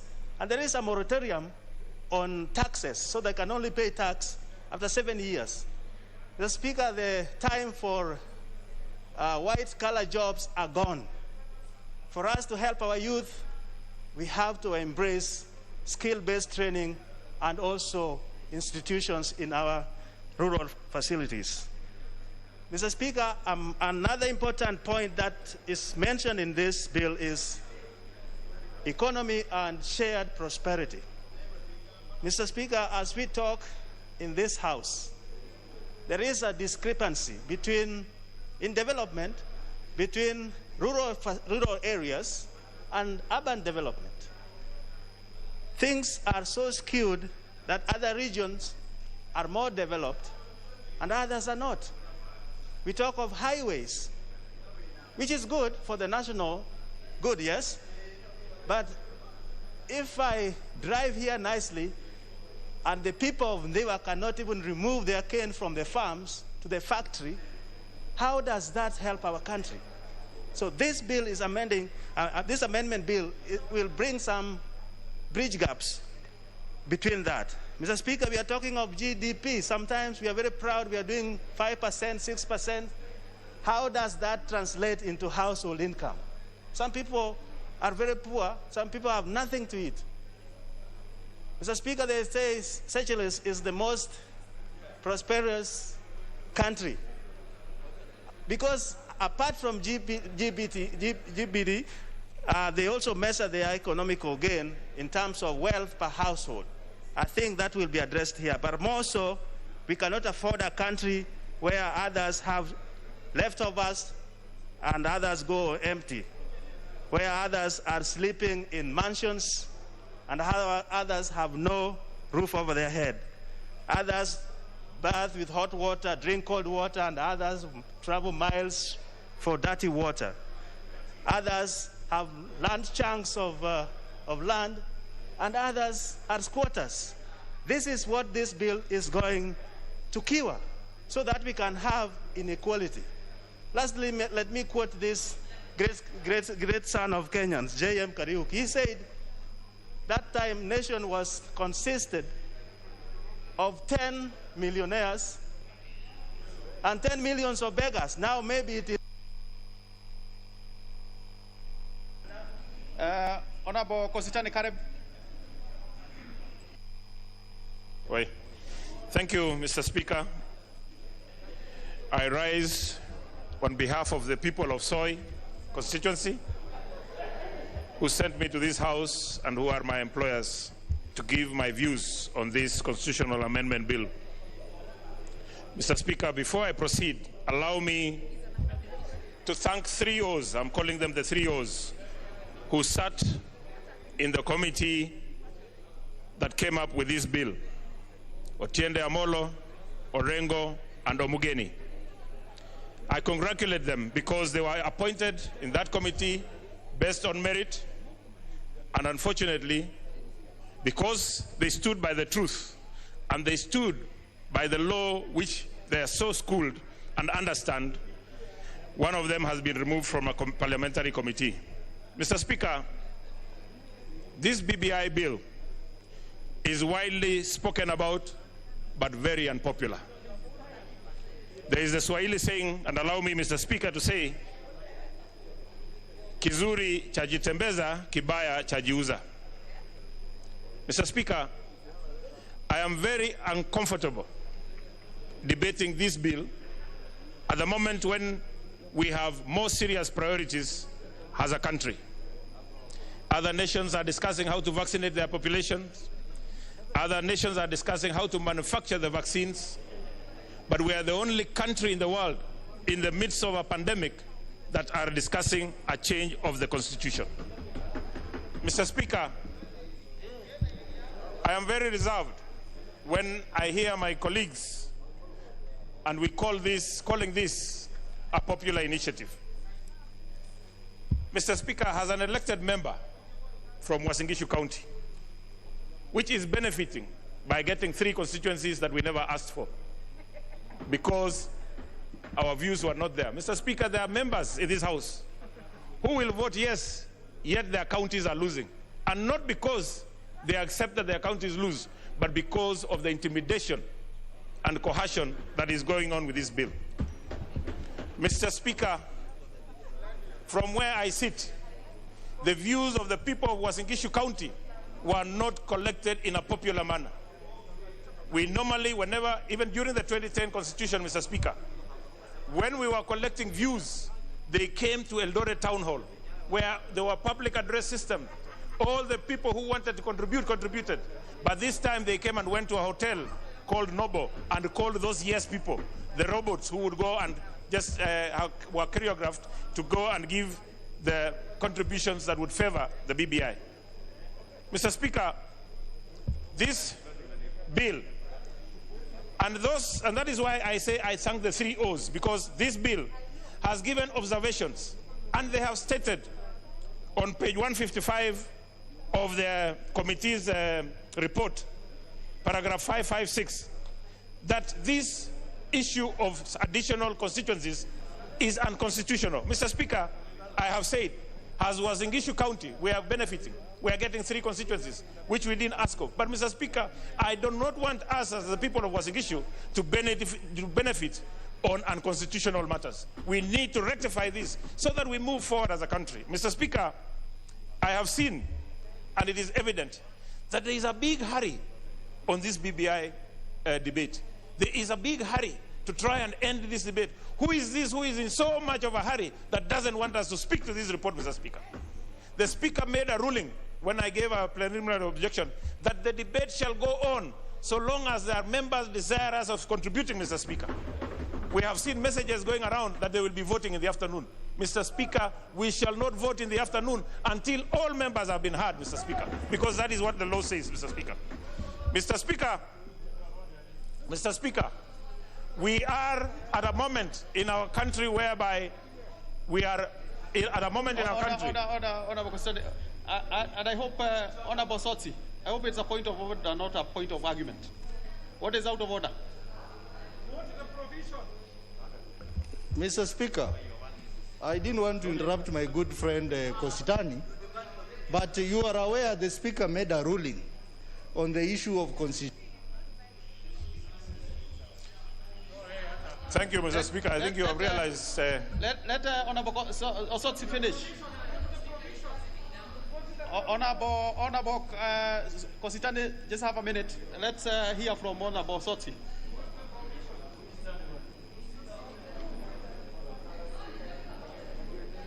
Give Honorable Osotsi the mic.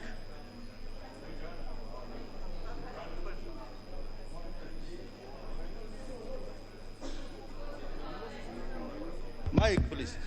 Mr. Speaker, I didn't want to interrupt my good friend Hostani, who is a former Secretary General of Jubilee, Deputy Secretary General. But you are aware the Speaker gave a ruling, comprehensive ruling, on the issue of constitutionality, and the Speaker said that a matter that appears to be unconstitutional, when it goes to a referendum and the people accept it, it becomes constitutional. So is it in order for Honorable Kositani to mislead this House on the issue of constitutionalities when the Speaker made a ruling? And Mr. Speaker, you need to be very clear. Members of Tanga who are engaging in irrelevancies. Order, Honorable Kositani. Order. Mr. Speaker. Order, Honorable Kositani. Mr. Speaker. Honorable Kositani, proceed. Mr. Speaker, you will give me back my 2 minutes, which have been interrupted. Honorable Sotsi, that was a bit of mischief. Thank you, Mr. Speaker. And I think it is good to remind, Mr. Speaker, it is good to let us know who Sotsi represents in this House, because I represent the people of Soy having been voted in. And nominated MPs should give respect to elected members of Parliament. Mr. Speaker, we have been told, and in this report, the report has been captured that 12 counties debated the correct report. We have 34 counties which had a report which had errors. And I want to congratulate the members of the County Assembly of Uasin Gishu County, where I come from, because they decided to abstain after seeing that this issue had errors. Mr. Speaker, what is the assurance that we are giving Kenyans that even after passing this bill, if it does pass, that we shall have the correct bill going to the referendum?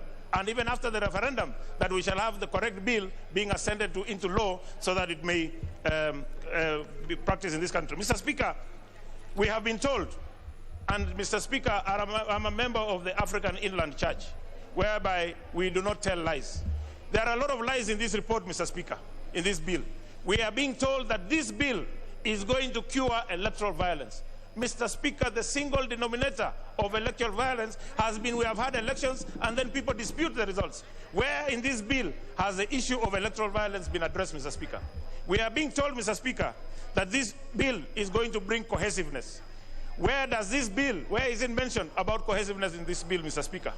We are being told, Mr. Speaker, that this bill is going to give us prosperity. Mr. Speaker, at the state of our economy, how will we prosper when we are going to be spending 14 billion for this referendum, when we should have put that 14 billion in agriculture, for example, Mr. Speaker, or other functions that will help our youth, Mr. Speaker. Mr. Speaker, I want to conclude by saying this, Mr. Speaker. We call upon our judiciary, and I would say that the introduction of the seat of the Ombudsman is going to interfere with the independence of the judiciary, and we as Kenyans, we must stand up and be able to stand for Kenyans. Finally, Mr. Speaker, the amendments on Article 230 will remove the constitutional mandate for the Parliamentary Service Commission, the Teachers Service Commission, the Judicial Service. Honorable Sosion Wilson. Yes, you have been very, Honorable Sosion, Honorable Dual, you have been very persistent. What is it?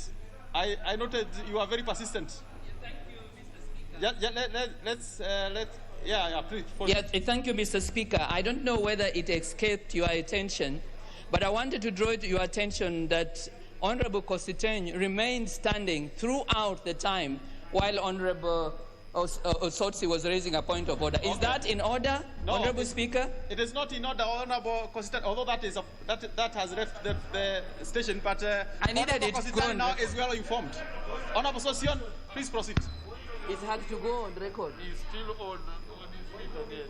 No, it had to go on record. Thank you, Honorable Speaker. I rise to support the Kenya Constitutional Bill that is before this House, cognizant of the fact that this is a bill that will go to the referendum for the people of Kenya to take a decision through the vote. Mr. Speaker, there have been a lot of divergent feelings and even very emotional feelings about this process. But I wish to say, Mr. Speaker, this is normal. Those who hold divergent opinions about this bill at this very moment, of course, are entitled for now. But I would wish to say, Honorable Speaker, situations change. And some of the hard positions we take at the moment, we will realize in the long run that really they were not the right ones at that time. And therefore, in looking at this bill, it is important to appreciate the origin of this bill. The origin of this bill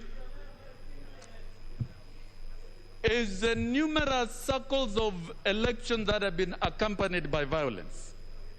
And Honorable Speaker, I'm speaking here on behalf of the workforce of this country, the working men and women who are often and every now and again affected by election violence. Mr. Speaker, from 1992, the ethnic clashes, it is still fresh in the minds of all of us and in the minds of voters in every election period. The violence of 97, but in 2002, Honorable Speaker,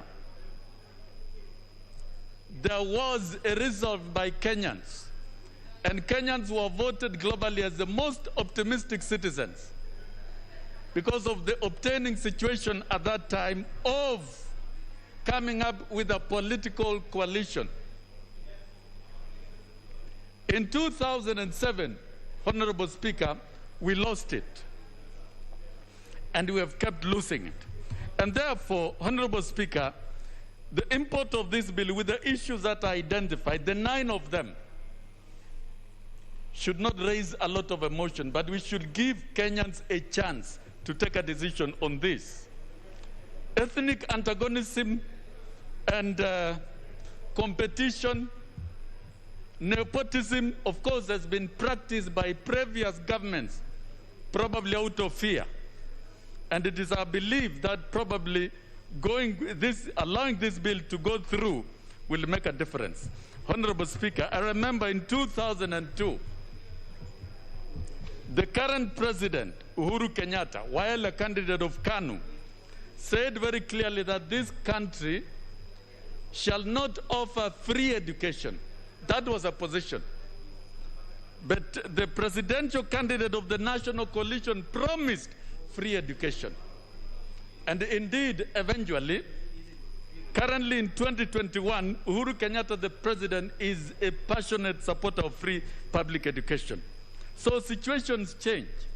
And where we are at the moment, looking at the constitutional claim of the citizens of this country and democratization of this country, we should not be, as a parliament, an impediment to this process. But we should allow the process to proceed to the next stage. Mr. Speaker, as a workforce, we have been part and parcel of struggling for democratic governance in this country.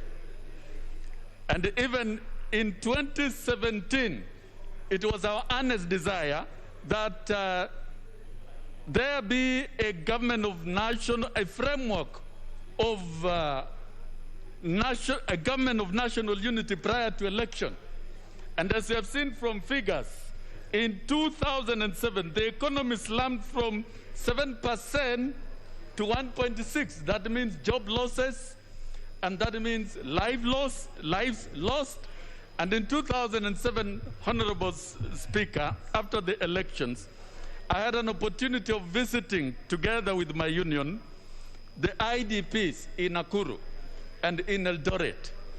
It is not something that we would wish to see again in this country. And therefore, Mr. Speaker, as a labor movement, we are cognizant that a lot of benefits and gains in this bill that will stabilize the country and that will guarantee peaceful elections, stable economy, steady economy. Kenya would be a middle-income country now, and a country that would be so robust with an assurance of jobs, with an assurance of good environment for businesses if we tackle the issue of elections, if we tackle the issue of violence, if we tackle the issue of corruption. The 9 issues that have been placed before us by the leaders of this country should be a covenant and a commitment that must be implemented once this bill is passed. Honorable Speaker, even as we support this, because we look at the greater gains, we know, one, as a workforce, we might be losing our voice in the Salaries and Remuneration Commission. And the infrastructure of SRC in the envisaged bill should not take away the voice of workers.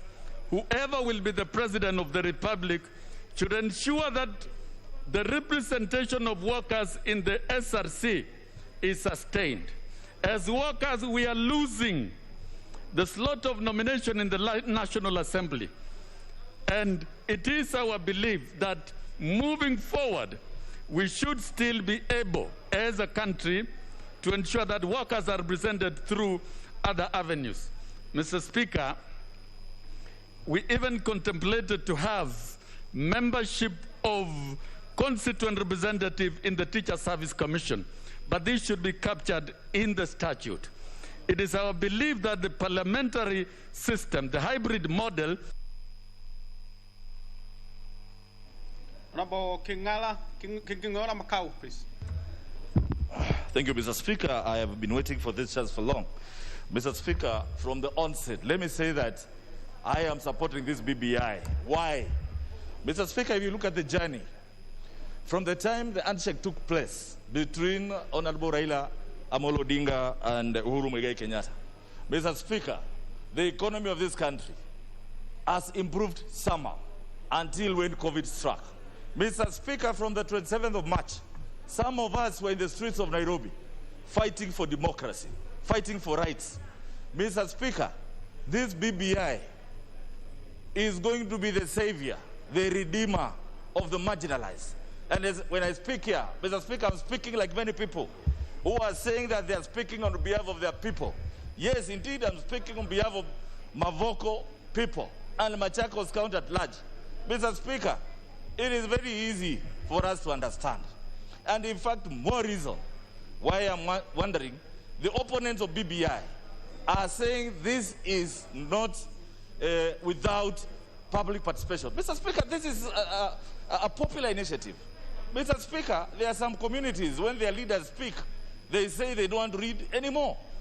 Mr. Speaker, in addition to Raila and Uhuru coming together, my party leaders, Dr. Stephen Kalonzo Musyoka, together with Musalia Mudavadi, together with Gideon Moi, together with Wetangula, came together and warmed this relationship that BBI is going to sail through and going to help people. Mr. Speaker, why am I speaking about this? In very many times, this country, the national cake has been divided through units. Mr. Speaker, when I look at the BBI, it is coming here, and I have seen in Mavoko, for example, in Machakos County, yes, maybe we have gotten some more constituencies. That is the only way, Mr. Speaker, we are going to ensure that there is equity. Mr. Speaker, when I look at my constituency, Mavoko County, I mean sub-county, Mr. Speaker, I have more than 500,000 people. And I am receiving the same CDF with someone who has 50, 60,000 people. This is a time, Mr. Speaker, when I look at this BBI giving me an extra constituency. Mr. Speaker, I feel there will be adequate representation. So, Mr. Speaker, again, you know, I heard somebody speak of Kakamega, Kiambu. Indeed, those were the beneficiaries of the then colonial divisions. Mr. Speaker, today, if every ward in Machakos County is going to get a development fund, that means there will be development streaming down to common Mwananchi, where roads were not there. Today, I'm an embarrassed person, Mr. Speaker. I bound Nairobi here. When you go to Syokimau, there is only one tarmac road. Mr. Speaker, with increased revenues to the counties, it means those people who live in Machakos County and Mavoko will now benefit through developments. Mr. Speaker, I also pride that in this house, I represent more than 50 members of parliament who live in my constituency. And I think, members, it is high time I requested you, if you want us to have more development, your Kera monies now, you should donate to me so that I make those roads for you. So when I hear people here, when I hear members here, Mr. Speaker, saying that the BBI is not a good thing, then I don't understand, Mr. Speaker. Mr. Speaker, Machakos County will get 35% of the last audited accounts. Mr. Speaker, if we have walked this journey of 15%, how about 35%? Mr. Speaker, you know, this should not be a political debate. I know there are opponents and proponents, and now I speak for the proponents. Mr. Speaker, when you look at clause 3, I have seen what BBI wants to cure. The SMEs, Mr. Speaker, now they will be funded through the government, and it's anchored in the Constitution. Mr. Speaker, I have heard people saying that the ward fund won't be there. It has been shown that it's going to be anchored in the Constitution. Mr. Speaker, time is gone when governors were mistreating MCAs who don't sing to their tune. With this introduction of the ward fund, Mr. Speaker, MCAs will be doing development, not necessarily being puppets of the governor. So, Mr. Speaker, I think it is important for this House, for us to reason, mostly for people who come from marginalized areas, those that have never had this national cake being distributed equally. So, Mr. Speaker, when I look at it, and indeed it goes ahead, Kenya now will be able to deepen and widen the regional integration. And it is anchored in the Constitution. Mr. Speaker, I urge members, I urge the opponents of BBI to be sober. Think through this document. We pass it. And this Constitution has been there since 2010. For 10 years, we have seen what it has done. Mr. Speaker, most cases in our courts have been there for 10 years. So when I hear there is no independence of judiciary because the president is going to introduce an ombudsman who is going to check the judges of this country, Mr. Speaker, even them, they need to be checked the way we are checked here as members of parliament. Mr. Speaker, we cannot give so much freedom just because someone is a judge. There must be a reason. Finally, Mr. Speaker, now BBI seeks to make members of parliament serve in the cabinet. Mr. Speaker, that means service delivery to Mwananchi will be very thorough because we will be dressing them down in this house, and Mr. Speaker, efficiency will increase. It will not be like what is happening today, Mr. Speaker. I know each and every member here are skewed in a CS's office, and they have no regard for you. They only have regard for one person, the appointing authority. So, Mr. Speaker, we should support this BBI like yesterday, because I know with it, Kalonzo is going to be the president of this country, and the least, maybe a prime minister.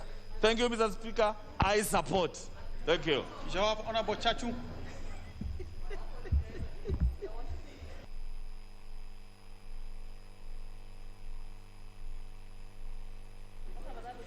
Thank you, Mr. Speaker. The Speaker, I rise to support the Constitutional Amendment of Kenya Amendment Bill 2020. This is a constitutional amendment. Mr. Speaker, this is a constitutional moment. This is the first time as the House of Parliament we are debating a bill through a popular initiative. Mr. Speaker, everything considered, or literally considered, this bill is a good bill. And Mr. Speaker, sir, it will really enable this country to grow to greater heights. Mr. Speaker, there are critical issues that this bill tries to resolve. Among others, Mr. Speaker, sir, is the issue of divisive politics. It promotes gender equity and governance. It strengthens the structure of devolution. It increases funding to our devolved units. It enables sharing of power, which promotes national unity and cohesion. Mr. Speaker, sir, it further strengthens accountability in our public resources and enables us to fight the enduring culture of corruption. Mr. Speaker, sir, Article 11A on economy and shared prosperity anchors the aspiration of the new economic model based on value creation. It further provides equitable opportunity for all the people, promotes industrialization, and supports small and micro enterprise development. Mr. Speaker, sir, on the issue of national cohesion and inclusivity, Mr. Speaker, sir, this bill tries to unite Kenyans and enables us to be more inclusive as a society. Mr. Speaker, sir, we are a very diverse society, and we should celebrate our diversity and enable further inclusion.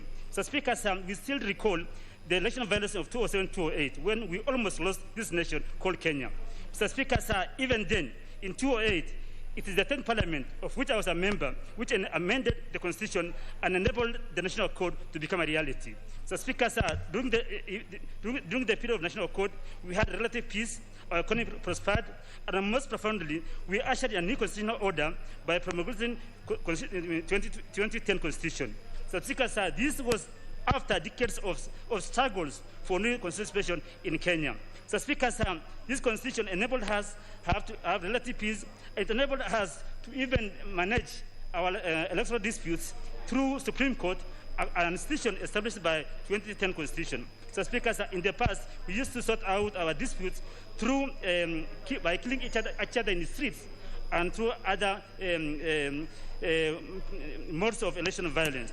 So, Speaker, sir, on equitable share for counties, the Speaker, sir, Clause 50 of the bill proposes to amend Article 203 on equitable share and other financial laws. The amendment increases the money percentage allocated to county governments from current 50 to 35%. Honorable Chachu, I guess you're not reading word for word. You are referring to your notes. Mr. Speaker, sir, the grid allocation will strengthen further devolution and ensure good governance in our counties. Mr. Speaker, sir, however, I have a serious problem with the issue of capping principle, which states, Mr. Speaker, sir, I quote, the average amount of money allocated per person to a county with the highest allocation does not exceed 3 times the average amount per person allocated to a county with the lowest allocation. So, Speaker, sir, this is a deliberate design in this Constitution to marginalize poor countries, which have been very poor and historically so, such as Mandera, Marsabit, Lamu, Isolo, among others, as they are considered to be getting more share of equitable share as per the current Constitution. Mr. Speaker, sir, on issue of representation, This bill seeks to amend Chapter 7 of the Constitution on representation of the people. The goal is to enhance equity, transparency, fairness, and fairness of the electoral process. Mr. Speaker, sir, the amendment is largely biased on one man, one vote principle, and it's biased and discriminative to Kenyans from vast constituencies like Northern, where I come from. Mr. Speaker, sir, these Kenyans, like other Kenyans, deserve fair and effective representation. Access to effective representation means having reliable means of communication and access to the representative. Mr. Speaker, sir, for a vast constituency such as Northern, with 38,953 square kilometers, with a diameter of 800 kilometers, Mr. Speaker, sir, the principle of one man, one vote, without considering other parameters such as land mass and means of communication, is extremely unfair and denies these Kenyans effective representation. Mr. Speaker, sir, this amendment, which increases the number of constituencies from 290 to 360, denies the people of North fair representation. In terms of land mass, Mr. Speaker, sir, North covers 7% of Kenya's land mass. Marsabit County covers 25% of Kenya's land mass. Mr. Speaker, sir, North constituency is larger than 4 former provinces of Western, Nyanza, Central, and 7 Nairobis combined. Mr. Speaker, sir, once this bill is ratified by Kenyans through referendum, these 4 provinces, Mr. Speaker, sir, will have 156 constituencies, represented by 156 MPs, while Northern will still only have 1, having gained 30 more constituencies. Mr. Speaker, sir, allow me to make a case using Nairobi. Mr. Speaker, sir, in 1998, Nairobi had 8 constituencies. Marsabit had only 4. In 2013, Nairobi constituency increased to 17. Marsabit remained at 4.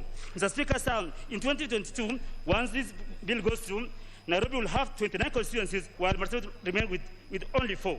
Mr. Speaker, in the last, from 1988 to 2022, Nairobi constituency would have increased the constituency from 8 to 29, yet Marsabit will barely have 4.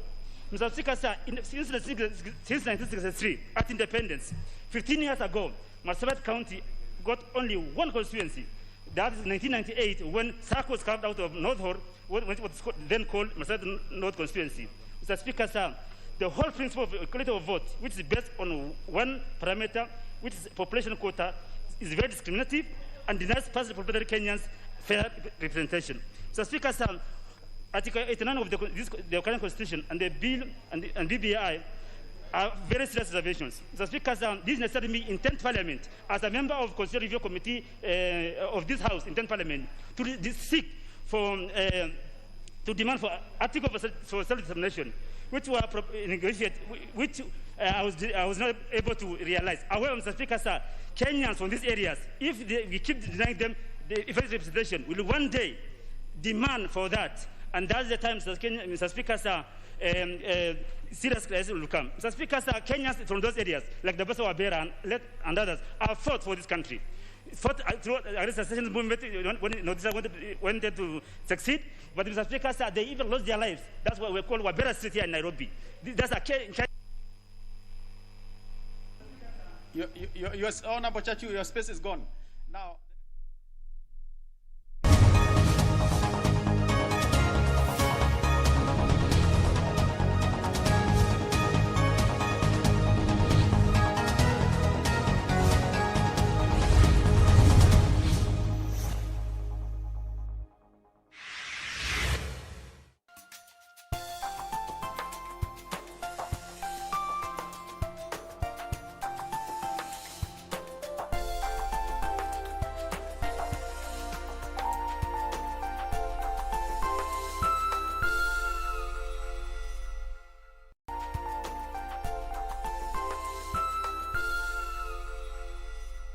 Je, umeomoka? Kama hujaomoka kwenye QuickBin ndio mambo yote. Hapa tuko na fridge, kodi yake ni CM. Tuko na gas cooker, kodi yake ni CK. Tuko na TV, kodi yake ni TV. Tuko na simu aina ya Samsung ni SM, ama Oppo ni Oppo.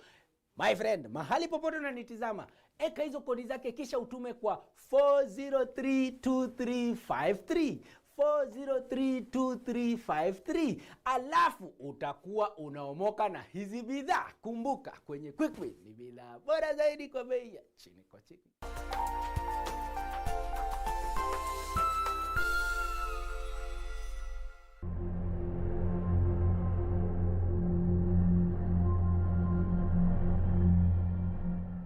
Nakushukuru sana ewe mtazamaji kwa kuichagua Channel 1 KBC.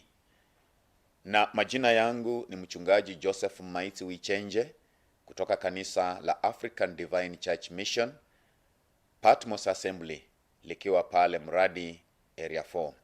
Leo hii ningependa kushiriki nawe neno la Mwenyezi Mungu kutoka katika kitabu cha Mathayo mlango wa 8 mstari wa 24. Na ujumbe wangu kwako ni namna ya kukaa na Yesu Kristo. Nitasoma. Kukawa msukosuko mkuu baharini, hata chombo kikafunikizwa na mawimbi, naye alikuwa amelala usingizi. Wanafunzi wake wakamwendea, wakamwamsha wakisema, Bwana, tuokoe, tunaangamia. Akawaambia,